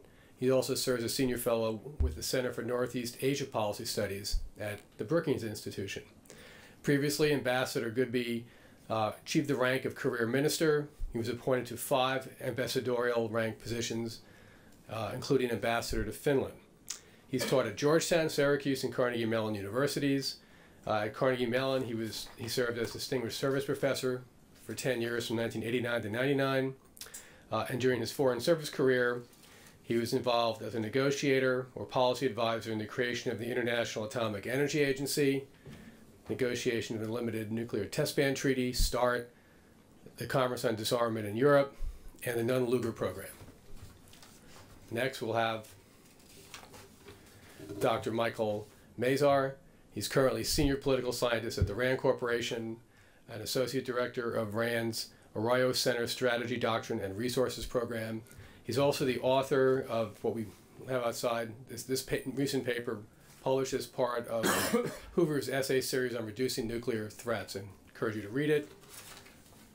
Dr. Mazar has been Professor and Associate Dean of Academics at the Naval War College. He's also worked in research institutes on Capitol Hill and as special assistant to the Chairman of the Joint Chiefs. And he holds a PhD in public policy from the University of Maryland. Ambassador Stephen Pfeiffer is currently the director of the Brookings Institution's Arms Control and Nonproliferation Initiative and Senior Fellow with the Center for 21st Century Security and Intelligence, also a program at Brookings. And previously, Ambassador Pfeiffer served as a ambassador to Ukraine, and his focus has been on Europe, the former Soviet Union, and arms control, which are the issues that he focuses on along with Ukraine at Brookings. So please join me in welcoming our panel, and I think Ambassador Goodby, you're going to start. I'm sorry. Let's just start. Okay. Okay, so you probably thought you'd heard enough from me. I've agreed to moderate this, so I'm not going to say very much, but Jim and I have already coordinated how we will try to do this. We maybe should have let you know. So I will introduce Jim and then Ambassador Pfeiffer and then Dr. Mazar, and then we'll have an open discussion, I think, on these extremely interesting issues. So turning to you, Jim, I mean, this excellent publication, which I recommend you take a copy of and read your way through, I want to say something about this, because it's not always the case that when people write on these subjects, their words are immediately readable. sometimes it can be very difficult, and I mean, even I, who have been working in this area for a long period of time, sometimes wonder what I've read in the last sentence and have to go back and reread it. But this is eminently readable. I think you've done a very good job in making it very readable, and it kind of holds and contains. You don't feel as if you're in an academic discipline when you're reading it. You feel as if you're enjoying the experience. So that substantially, I think, Jim, is down to what that you and George Schultz did together, spending quite a lot of time in editing these contributions and bringing this together. And you yourself have contributed an essay in here, or a paper, I'm never quite sure how to describe these, and jointly with Steve, you know, the conclusion to the book, which I think is compelling personally, but then again, you're preaching to the converted as far as I'm concerned. You know, so there's a remarkable amount of you in this book.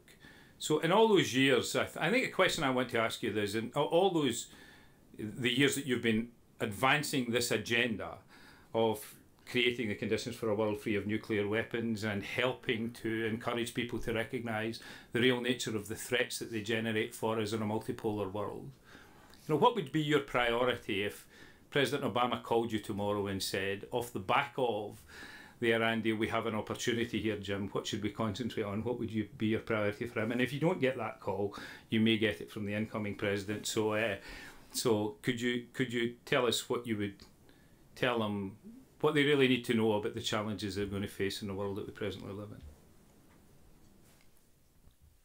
in? Well, thank you very much, both for the introduction and for this opportunity to speak to a great audience like this, who no doubt has a lot of different views about these issues. Question about what advice would I have to give to either this president or more likely an incoming president. And I think I would say it this way. I think there are four major long-term issues that need to be considered at the White House level, need to be considered personally by a president. Two of them I would think of as institutional. Two of them I would think of as conceptual, basically. First, on the institutional issues, I think that the current nonproliferation regime has become, if not entirely dysfunctional, at least it has lost a lot of the legitimacy that it once had as an instrument of international cooperation. That is to say, I don't think that nations take its obligations as seriously as they once did. I don't think that nations regard it as important to them as they once did. And what that means to me is that continued reliance on the nuclear nonproliferation regime as it now stands is not going to be successful in terms of achieving the results that we would want to have. Those results are very nicely framed, I think, in the bargain that's contained in the Non-Proliferation Treaty. I won't go into all of that because I know you're an expert on these things. So something has to be done, Mr. President, I would say, about this whole issue, because it's a very important one in terms of international security and U.S. national security. A second point I would make is that, Mr. President, global change is upon us. We really have a different system now than existed even 10 years ago, in my view. And the change is going to continue and probably accelerate. The international system itself is changing. And in my view, it's becoming more like the pre-Westphalian order. You have a necessity now for power centers, including national states, to find a way of sharing power with other entities, including not only global entities, regional entities, but also major economic entities. I happen to live a part of my time in Silicon Valley, and it looks to me as though major companies like Apple and Google are in a negotiation with the federal government about things that they consider to be important, and it's not quite clear who's winning that negotiation. So there's a different system now. Those two things merge in my mind. Number one, the loss of legitimacy of the non-proliferation regime and the global change that's occurring, as President Obama said, with dizzying speed, to put a focus on the need for new global and regional institutions. So if I were the president, I would immediately commission the best people I could find, and it may not all be in the government, to consider how one would react to these two impulses that I see on the international stage, and what should the United States do about that in terms of new institutions. We write about that in the book. Des was kind enough to mention the final chapter that Steve Pfeiffer and I wrote, which had to do with creating the conditions for a world without nuclear weapons and a joint enterprise that we consider would be a useful way of doing it.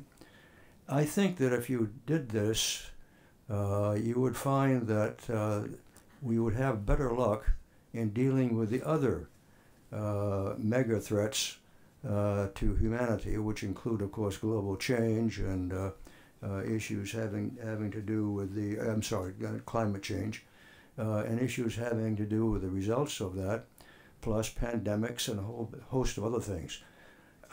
Interestingly enough to me, the nuclear holocaust issue, which is a threat to humanity, is the one that's almost totally under the control of the United States, or of the, I should say, of the international system. That is, humanity can change that if they want to. It's not dependent upon some law of nature that makes it difficult to do. So those are two institutional things. There are two conceptual issues that I would like to see more done about. And again, I'm thinking of here probably a new administration coming in and wondering what it should be doing. First, we have a new technology that we sometimes call social monitoring, crowdsourcing, all those things that have to do with the technological revolution in communications. One of my colleagues, Sid Drell, wrote a book with a Harvard professor that I think he called How to Monitor the Test Ban Treaty with Your Cell Phone. In other words, there is a new area opening up to us. We're no longer bound by the kinds of technologies that existed in the past. And what I think we are failing to do right now is try to exploit the potential for use in arms control of these new technologies. There is a place, I think, for what we used to call national technical means, which means national intelligence capabilities. We used to think of national technical means as enabling us to do some things that we wouldn't be able to do through on-site inspection because we couldn't get on-site inspection. And now we have on-site inspection, and we're kind of losing track of the idea that there are other things as well that can provide an effective monitoring system. So I think there needs to be more attention to what technology can do for us in expanding the envelope of what we think of as arms control. And finally, nuclear deterrence itself. I think the problem I see is that the environment in which nuclear technology operates has changed radically from the Cold War and even the post-Cold War. And I don't think we have conceptually kept up with that. People talk about this actually quite a lot, how much things have changed. I think Des mentioned 9 nuclear-armed states in the world today. I see it this way. I think there are 3 that interact mainly at the global level, China, Russia, and the United States. You have 3 regions where the nuclear weapon has become one of the factors in their interactions regionally. And so you have a very complex set of relationships. People have written about complex deterrence, and yet I don't think our government has absorbed this yet, and it needs to be absorbed. So those are the 2 conceptual things I would recommend, namely more effort on seeing how technology can be applied to arms control issues, and second, the idea that deterrence is no longer what it used to be and needs to be reconsidered. So thank you. Excellent. Thank you very much indeed, Jim. I mean, I think we'll keep the questions until we've had the three contributions, and then we can have an interaction. I think if I may turn to you, Steve. Now, I mean, this is from the way in which this book is written, the logical way to go in Michael's separate but complementary, I think, essay or report is a separate. In your in the chapter that you authored alone, you entitled this a realist's rationale for a world without nuclear weapons. So you've cast yourself in the role of a realist, and I know you, and you are a very strong realist and live in a real world. You know, one of those people who can be accused of being the worst thing you can be in the 21st century, which is naive. You know, and can I ask you to follow on, then complement the points, and you'll be expanding, I'm sure, on some of the points that Jim was making, because you co-authored the chapter that is the conclusion of this book. But let me put to you something that I think I would like you to engage with, at least. And it kind of crosses over the content of this book and the point I was making about leadership. You know, we have this process at the heart of, it was created at the heart of the NPT quite deliberately to try and build confidence in the behaviour of nuclear weapon states, and that was P5 engagement. So I prefer to call them nuclear weapon state engagement, because we've got to be careful about how we use P5 to the rest of the world. But that's been in existence. I mean, I was partly the author of that process. I encouraged it. It didn't develop properly and actually start until I had left government, so I had no engagement with it. But it became active about 2009 and reported at the last NPT review conference, to the disappointment of many states. You know, it certainly didn't look like 6 years of work among nuclear weapon states in the context of the NPT, what they unveiled. It struck me only recently, I have to say, when I was looking at this, that it never at any stage met at either ministerial or summit level. So there was no engagement in the leadership of government with this process that they all bought into. In fact, I'm not even sure if it ever met at diplomatic level, Ambassador. I think it just met at official level. So, there, you know, it is, in my view, another great example of an opportunity lost because of the deficit of leadership. So maybe in your remarks you could address that, because it is referred to, I mean, in the book as being at least an example of a kind of engagement that could have potential for taking us forward.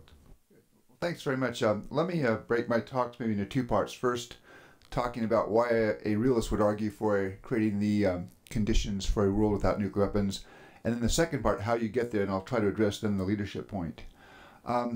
Now, I looked at it from the point of view of, and I took the specific case of the United States, and I started by looking at nuclear deterrence. And I would agree with those who would argue that nuclear deterrence succeeded during the Cold War in keeping the United States and the Soviet Union from direct conflict. Despite the fact that you had two countries, intense animosities, political, economic, military, ideological differences. But if you're talking about the success of nuclear deterrence, I would also argue that you need to add one very important footnote. And that is, at several points during the Cold War, we, and by we I mean the world collectively, got lucky. And I'll give you a couple of examples. In 1962, during the Cuban Missile Crisis, when President Kennedy adopted the idea of a naval quarantine around Cuba, he basically rejected the idea put forward by the Joint Chiefs and endorsed by most of his civilian advisors, which was for airstrikes and an invasion of the island. Now, what he didn't know at the time, we learned in the 1990s, was that in addition to the nuclear warheads for the SS-4 and SS-5 missiles to be targeted on the United States, the Soviets had deployed tactical nuclear weapons to Cuba and had given the Soviet commander on the island a significant amount of leeway with regards to use of those weapons in the event of an American invasion. So what would have happened had the Americans landed, had they been hit with nuclear weapons on the beach, and had Guantanamo Bay been taken out? 1979, North American Air Defense Headquarters for 8 minutes was reporting that the United States was under attack by 300 Soviet intercontinental ballistic missiles. Fortunately, they found out, it turned out somebody put the computer tape into the wrong computer. It was a test tape. But still, things were happening then that were relatively risky in terms of B-52s with nuclear weapons on board beginning to spool up engines, launch control silos in the ICBM fields receiving notices to be prepared to receive an emergency war order. In 1995, the Russians picked up on their radar a launch of a sounding rocket that had been pre-notified, and the notification hadn't been passed to the right people, and it was initially interpreted as a Trident missile attack aimed at decapitating Moscow, and at least by one report, this went all the way to President Yeltsin. His equivalent of the nuclear football was actually activated. So there were several cases where we got really lucky, where had we not been lucky, the result would have been catastrophic, and by catastrophic, potentially tens or hundreds of millions of dead. And so the question, if you're going to stay with nuclear deterrence, you have to be comfortable answering is, will you stay lucky forever? The flip side is looking, and I took again the specific case of the United States, is that a world without nuclear weapons, in which you were confident that no one had nuclear weapons, would actually be one where I think it would suit the security interests of the United States. Based in part on U.S. geographic advantages, we have friendly neighbors in Canada and Mexico, the Pacific and the Atlantic Oceans. An adversary has to come a long way to get us. U.S. conventional military capabilities, and also U.S. alliance structures. Now, there are certain risks in that world. I mean, people ask, well, does extended deterrence work then? And, some of our allies might have to pay more for their conventional defense than they do. But I would also argue that actually extended deterrence is far more credible if the deterrent means our conventional weapons and not nuclear weapons. And certainly there would be some risks in that non-nuclear world, but I would argue that the risks in that world would be less than the risks that we face in a world in which we continue to rely on nuclear weapons. So the second part, the chapter that I co-authored with Ambassador Goodby was, what's the mechanism for getting there? And we talked about this joint enterprise. And at the beginning we said there are probably 3 or 4 conditions that you would have to achieve if you were to get to this world world in which there were conditions for no nuclear weapons. One would be the commitment by at least some at the beginning, but eventually by all nuclear weapon states, and also those states with the capability to acquire nuclear weapons, to the idea of zero, no nuclear arms. Second, new and very intrusive verification measures that go significantly beyond what you have today. Jim Zoller made reference to looking at new technologies, finding ways to give countries confidence that in fact they can give up nuclear arms. Third, an enforcement mechanism with real teeth. Countries would have to have confidence that if anybody was caught cheating, there would be an immediate response that would be so significant that countries would be dissuaded, deterred from cheating in the first place. It would have to be more than referral to the UN Security Council for discussion. And then finally, and perhaps the most important, would be some change in international circumstances where either you had resolution of major differences or countries reaching a point where they concluded that possession of nuclear weapons did not help them resolve those issues. Now, getting to those conditions is difficult, but I would argue not necessarily impossible. And I think this gets to the point that Lord Brown raises, it's about leadership. Leadership that basically says this is an issue of sufficient priority that we're going to attach the kind of attention. And you could see some examples, the work that's gone on in the last, 10 years, but most intensely in the last year on the Iran nuclear program. The leadership that was taking place within the European Union over the last month and a half, 2 months on the Greek issue. And the mechanism that we looked at, this joint enterprise, was basically a mechanism that would take in lots of things that were going on, the NPT, U.S.-Russian negotiations, but it would bring together, in effect, a coalition of the willing. And we talked about who did you have to have involved, and we had a very good discussion with Secretary Shultz about this. And his point always was, yes, it's easier to negotiate something with a smaller number of participants, but if you want people in on the landing, they have to be in on the takeoff. So you'd want to bring in nuclear weapon states, key non-nuclear weapon states, countries that have capabilities, countries like Ukraine, South Africa that had given up nuclear weapons. And then the leadership came by what would be the opening event, launching this at a summit, where you would have leaders gather and say, this is important, this is a priority, we're going to start this process. If we wanted to be ambitious, the President will host next year in the United States the 2016 Nuclear Security Summit, maybe adding a day on for this. But that summit would have several objectives. One, it would set out the goal of creating the conditions for a world without nuclear weapons, and it would record the commitment of those present to achieve that goal. It would endorse a work plan that would not get you from here to the end point, but would contain initial steps that would begin to move you in that direction. So it would initially have a heavy focus on the United States and Russia because of the large number of nuclear weapons that they possess compared to everyone else, calling on them, for example, to make a 50% reduction in their total nuclear arsenals. It would also include what we call a set of house gifts. And this is an idea, I think we took from the Nuclear Security Summit process, encouraging countries to come in with their individual unilateral contributions to achieving that. So, for example, a third country nuclear power like Britain, France, or China might come in and say something like, as long as the United States and Russia are reducing, we undertake not to increase. So these would be recorded in a work plan, a set of summit documents that would get you launched at the start. But the key point there would be at the beginning is having that leadership, having summit level group say, this is important, we're launching this process, and getting it started, and then begin to build momentum. And even if you don't have a plan that says this is how you get to that final endpoint, now that's going to be, I think, a very tough assignment to get it going. But I'd make two final points. One is, if you don't start it, you're not going to get anywhere. And second, I think it's the analogy that Senator Nunn uses, is that if you're at the bottom of a mountain and you want to get to the top, you may not know how you get to the top, but you've got to start moving in that direction.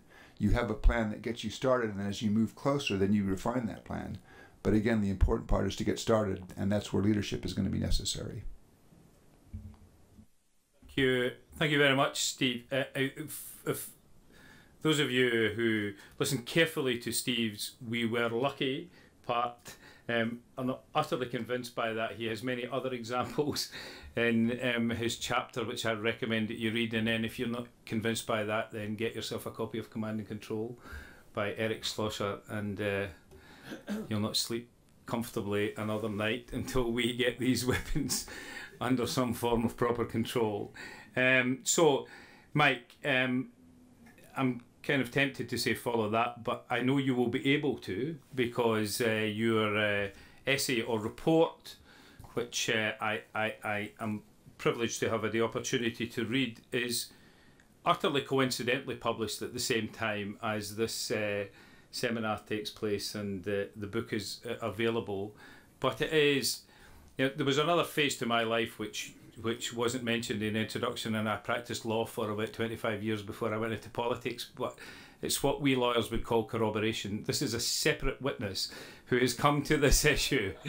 This is a separate witness who has come to this issue from a different point of view altogether, not corralled into Jim's and George's book project, but added his own intellectual discipline to it, and with a slightly different argument has come to many of the same conclusions. I summarised them probably inappropriately, but specific categories of nuclear risks are growing and not reducing, and that we need to renew our commitment to nuclear security more broadly, particularly at the government level, to break loose from the grip of our previous failures. So, Mike, the floor is yours. I'm specifically interested in the fact that you, in the conclusions to this document, come with some very practical suggestions as to how we can move forward. And this is a town that is always looking for practical suggestions. There's no shortage of intellectual analysis and research in this town, but practical suggestions are at a premium. Well, thank you very much. I'm just going to make 3 quick points about the argument that I make in the essay, which very much, as has been said, parallels a lot of the conclusions of the book. But my overarching argument is that the approach we've taken to enhance nuclear security for the last number of decades has run out of steam. I mean, we've run into a wall with institutionally, substantively, and a lot of other ways. It is no longer enough to try to stoke the fires of the process of traditional arms control. Because for a variety of reasons that I get into in the essay, I think that trends in the international system, political trends within particular countries, have really called into question a lot of the typical tools that we've used, whether, as Jim says, in terms of multilateral agreements under the NPT, bilateral negotiations between the United States and Russia. And we have to think a little bit differently if we're going to go forward. That's kind of the basic message. And the three simple points are, first of all, I do believe there's significant evidence that we are heading for a tipping point in nuclear risk, that nuclear security is on the verge of potentially declining. There's a lot of symptoms of that. The basic reality is just a global situation of enhanced rivalry between the main nuclear powers that makes cooperation on arms control that much more difficult, and that makes the really intense trust needed for the kind of steps we'd like to see, such as significant further reductions in U.S. and Russian arsenals, at the moment pretty much out of the question. And it also leads countries such as Russia, Pakistan, and others to cling much more tightly to nuclear weapons as central elements of their defense posture. And you begin to see some of the same themes coming out of the U.S. defense establishment as well. So I think we're on the brink of a new set of modernization programs, U.S., Russian, Chinese, otherwise. You see countries like Pakistan and North Korea on the verge of becoming more truly middle nuclear powers as opposed to just sort of entry-level players in this sort of a field. The Iran agreement will hopefully play a significant role in maybe reversing or getting in the way of some potential momentum in that direction, but still, you've got trends toward multilateral proliferation and modernization among the nuclear powers, increased reliance on nuclear weapons at a time of generalized international competition and rivalry that creates a potential for a situation that could be dangerous. So a second basic point I make in the article is that the existing paradigm of nuclear security, I think, as I say, is running out of steam. I characterize that as four elements. Central stability in the basic nuclear balance, primarily between the United States and Russia. Extended deterrence, the use of nuclear weapons to keep the peace in other ways. Multilateral nuclear agreements, the Nonproliferation Treaty and others, creating an international regime of nuclear restraint and expectations of long-term abolition. And then bilateral nuclear agreements between primarily the United States and the Soviet Union and then Russia.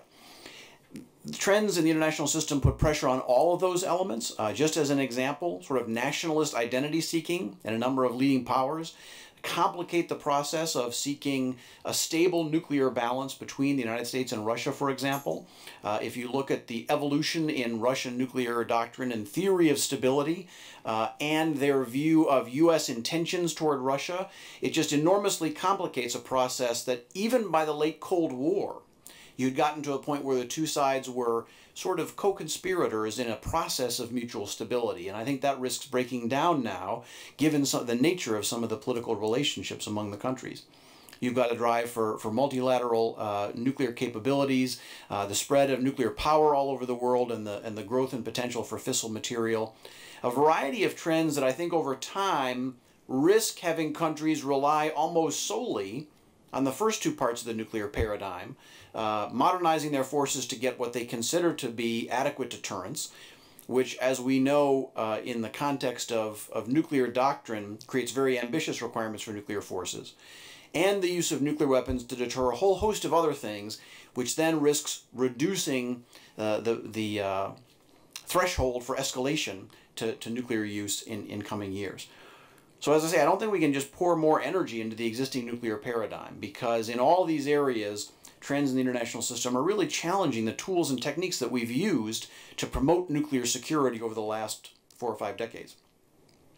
So the essay makes an argument that we need a somewhat revised approach. And I say somewhat because, you know, there's no silver bullet. There's no magical alternative solution out there waiting for us to pick it up and apply it to nuclear problems and enhance nuclear security. Some of the ways we've approached it are going to have to continue to be used.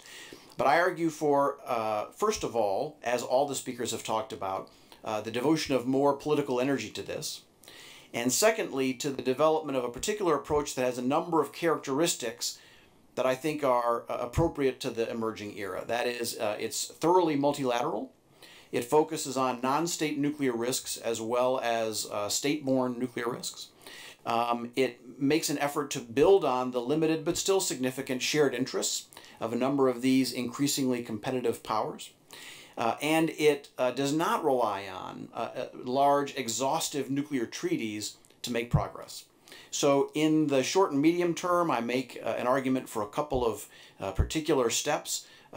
In the short term, an initial focus on a process of confidence building and risk reduction, beginning with the United States and Russia, and quickly extending to not only all the nuclear powers, but a number, as Steve has suggested, of powers beyond the nuclear club, to promote trust and stability in the confidence in the basic nuclear balance that exists, so that countries can rely on expanded confidence building measures as opposed to modernization to enhance the security of their arsenals. And then in the medium term, I recommend building on the Nuclear Security Summit process to create a more elaborate, more energetic effort to control fissile materials globally, which among some of the leading nuclear powers is one of the most powerful areas of shared interest, which has a significant base already set, and which, from a number of areas of potential nuclear progress, has, I think, some of the most promising technical and conceptual innovations out there to pick up and use to make some progress in meaningful ways, even given the restraints that we see on cooperation. So I'd conclude by just saying that, to me, the greatest risk going forward is that we could be on the brink of a period of much more significant reliance on nuclear weapons to safeguard national security interests, that could lead to practices and technologies and modernization programs that prove highly destabilizing, and that as we are tipping over that waterfall or cliff into that new situation, the existing mechanisms and approaches and assumptions that we've had, our habits for promoting nuclear security, just many of them don't apply anymore, and they're significantly challenged by trends in the international system. We have to think in new ways and innovative ways and apply much more, as I think the panel in general agrees, much more political energy than we have to avoid a situation of increasing nuclear danger. Thank you. Thank you very much indeed, Mike. It's an encouragement that your independent analysis came to such a coincidentally similar set of conclusions, if with different analysis and thinking, and it's an encouragement to those of us who are pretty much devoted to this broad agenda. So thank you for your contribution to this debate. I encourage the audience to read this. It's well worth the time. So we shall open up the floor for discussion. A colleague of mine described this as a manel and not a panel that I was on, so I encourage some of the women in the audience maybe to let us at least hear a female voice before we leave here. So, yeah, well, I'm going to live by my words, please. How could I resist that? Sharon Squassoni from CSIS. So, I think the public debate has, and we've actually talked about this in the previous panel a little bit and here today, but it's danced around this troubling dilemma, which is, I think Steve partly got at when you were saying, although it's not matched in the chapter, but you said the first point is in this joint enterprise is that we have to get used to zero. Is that a fair way of describing it? You have to make it the object. You have to agree that it's the goal. Right, exactly. And so at what point do we say that these weapons are not useful, that they're horribly risky, horribly expensive, and obsolete? We haven't, I think, Henry, you would say that that's the case with nuclear power, right? When you look at, in a lot of ways, the development of technology in the energy sphere, nuclear looks like a dinosaur compared to what's happening in both information technology and in some of the storage areas. But so. Right, exactly. And we have put all our money into nuclear weapons and nuclear power. And so part of it is, how do we detach ourselves from that? The lefties, I'll call them that, have come up with two ways, right? One is you just have a ban, right? You have a nuclear weapons convention that says it just legally, it says these things are illegal. And the other part is the humanitarian impact of nuclear weapons movement.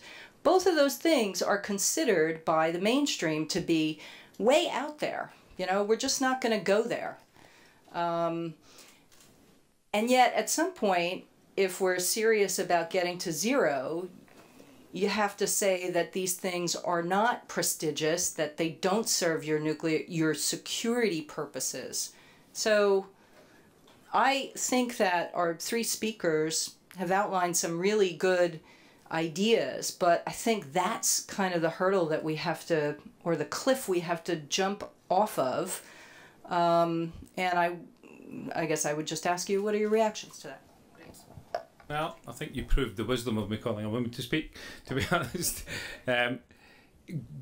Gentlemen, any of you want to engage with that question? Well, I mean, I'm moderating this, please. Okay, well, no, I think one, people would agree they're risky, they're incredibly expensive.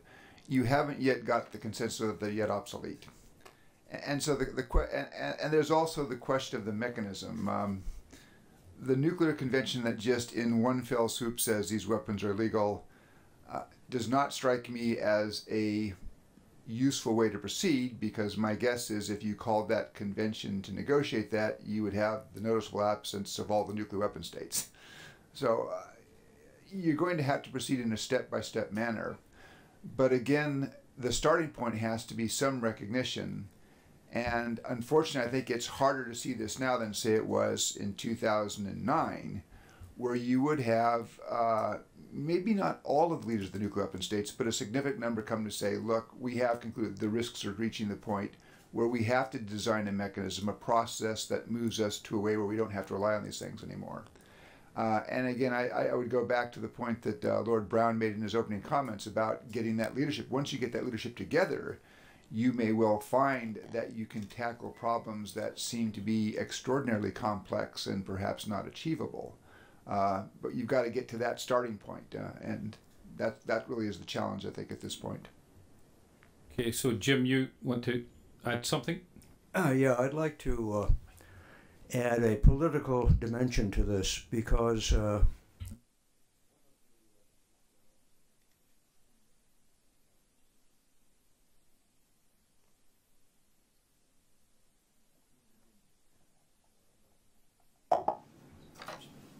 it doesn't want to hear me. It's not going good. Okay, all right, thank you.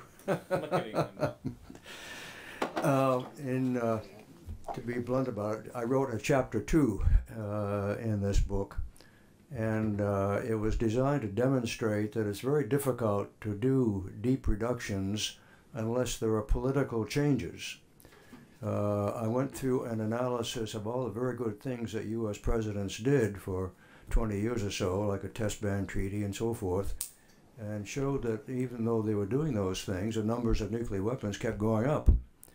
And it wasn't until, frankly, Ronald Reagan came into office and sought a change in the way we did things, of the kind we're advocating now, by the way, that upward trend became reversed. 1986 was the peak year for global nuclear holdings. After that, it went down. We have only about a third now of what we had back in 1986. Now, it was because, at least in my view, Ronald Reagan decided he wanted to make a change in the way we related to the Soviet Union, and very fortunately, he had Mikhail Gorbachev coming in at the same time, and the two were essentially revolutionaries. And together they did make a change, and that made it possible to do these things. In other words, we can't just say that nuclear weapons are obsolete and impotent and so forth, which is also what Reagan said in one speech, because we have to have the political circumstances that make that viable as a national policy. We don't have that at the moment. In fact, it's more or less going the other way, which is one of the reasons that we are urging some changes in the way this happens. I would say also that take a look at the middle part of this book. Maybe you've looked at all of it, but the middle part, there are 3 parts in the book. The second part is a compilation of mainly authors from other parts of the world, We have an Egyptian and an Israeli and Japanese, Chinese, Korean, and so forth. And what they say about nuclear weapons is very different from what you and I might say about nuclear weapons. So until we do something about regional issues, just because we can find a way of agreeing with the Russians about getting nuclear weapons to lower levels, doesn't necessarily mean that they'll follow us in the Middle East, South Asia, or Northeast Asia. So another lesson of the book, I think, is that we have to somehow integrate, and I think Mike was saying this also in his paper, you have to integrate the global and the regional approaches to nuclear reductions, because one without the other will not suffice. Questions? Could maybe raise your hand so as I get an idea how many people want to ask questions. We have about 30 minutes, I think, left, but I think so there are 3 hands up. Okay, let me take the 3 of you and then we'll see where we go from there. Sir, at the back, please. Well, I think, first of all, compliments to all of the panel. I think they've been quite effective in underscoring the need for conceptual, institutional imagination, political leadership, and the like in seeking to give some sense of tangibility and direction to the notion of a joint enterprise. The question I was going to raise, I think Jim was just starting to get into, which is the one thing in all of this strategy that seems to have been lacking, that I don't get a sense of, is how you address the issue of nuclear appetite, that suppression in and among those hard men in Rawalpindi and Delhi and any other number of places, where for a variety of reasons, some good, some illogical, there is and continues to be this strong appetite for seeking, retaining, and even growing their respective nuclear arsenals. So I suppose my question, which Jim was starting to back into, is what do you fill in that particular part of the overall strategy? Okay, thank you. Gentleman in front of you here, and then...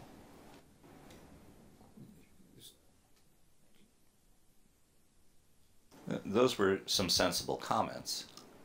I hope I can build on it by asking an additional question.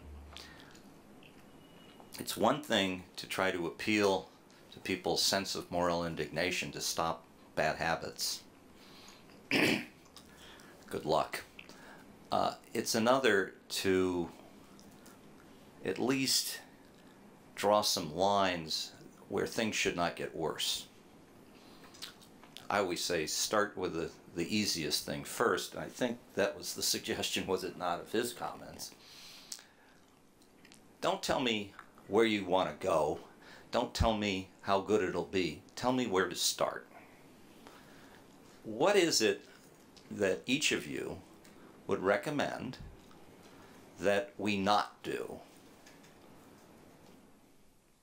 in the civil nuclear and the military nuclear sector, or any other sector you think that matters? Sure. Once again, permit me to be a skeptic here. I'd like to say that we're all presenting, or quite a few people are presenting themselves as experts, but isn't there a wide gap of what we really know? I'm looking at Mr. Sokolski's book here, and I see that China may have anywhere from 190 to 900 nuclear weapons. Well, that's quite a gap. And it suggests to me that maybe 5 or 6 have been lost along the way, or rather promised or given and delivered. Or, and again, just the notion of a promise to certain parties can do an awful lot for your foreign relations, for your trade relations. So let me suggest that there might be a very wide gap still of what we really know in this puzzle. So I'd like to hear anyone's comment on that.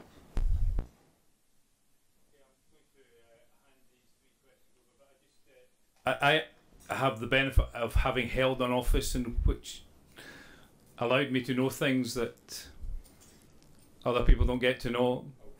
But I'm just going to tell you that my view is that we know a very great deal about, I mean, I don't know what authority was being quoted in Henry's book for this wide range of figures, but well, that's based on, yeah, I know exactly what that's based on, but it's not for me to go into this, but I just say to you, without revealing any secrets, I am utterly confident that thanks to the United States' ability, we know a great deal, very specifically, about what China has, and it is certainly not in that range. Well, and if it is in that range, it's at the very bottom of it.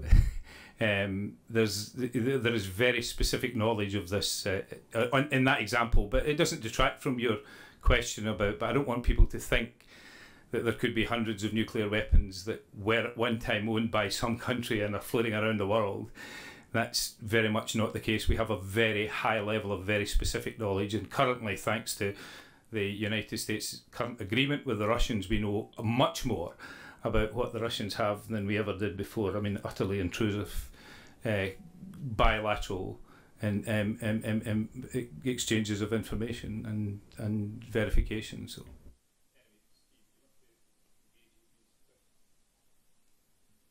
Sure, let me start. Now, the question about how you deal with reluctant parties in South Asia to engage in this process, I guess I would handle it by saying one of the things that the joint enterprise notion has is this idea of flexibility. It's certainly you have to have everybody in at the beginning, but I would argue that if you had the 5 UN Security Council permanent members, the United States, Russia, China, Britain, and France in, that could be the core to get you started. And then as that group begins to make some progress, that may well generate momentum and a certain amount of political pressure. I mean, if you had the point where the 5 were actually making significant reductions, and then it became a concern to one or more of those 5, that because of what another country was doing, you could not go further, you might in those circumstances be able to generate a significant degree of political pressure on those countries to move forward. And that partially answers your question, where do we start? Again, it seems to me that the joint enterprise process needs to start with agreement by the 5. That would be enough to get it off. I don't think you would have just those 5.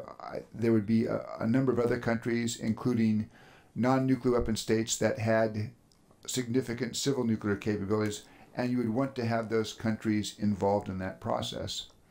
I would agree with what Lord Brown said about the Chinese numbers of weapons. I also think the idea that China might have given away 5 to 6 weapons, that just seems to be very inconsistent with Chinese behavior. And it seems also just inconsistent with what a rational state actor with nuclear weapons. I would put a question mark on North Korea if they get a significant number of weapons, but I think the idea that the Chinese may have passed some of those weapons on is not a serious one. And in the same way that I go back to in the early 1990s, in the aftermath of the collapse of the Soviet Union, one thing that the U.S. government was very concerned about in 1992, 1993 was this possibility of loose nuclear weapons. I remember coming back from London to take up an assignment, and one of the things that we were working on was a story that the Chechens had 6 suitcase nuclear bombs. I don't think we ever established definitively that they did not have the weapons, but my guess is that if Chechnya had 6 nuclear weapons in 1993, given the 2 wars that took place subsequently between Russia and Chechnya, you would have seen very demonstrable evidence of the possession of those weapons. And in fact, it turned out that the Russians, despite all of our concerns, actually paid a lot of attention to securing nuclear weapons and such. But it does, though, I put up this question, though, of verification measures. And the need for verification measures that will be far more intrusive than what we have today. If you had, say, a New START 2 agreement that limited the United States and Russia each to, say, 2,000 total nuclear weapons, counting everything, and the Russians were to cheat and hide 300 weapons somewhere, that wouldn't make much difference. If you're actually getting, though, to very low numbers or to a world where there are no nuclear weapons, the ability to possess and hide a relatively small nuclear weapons, could make a huge difference. So you are going to have to come up with verification measures that will be far more intrusive than either the Russian or the Chinese, or for that matter, the American military would be prepared to accept today.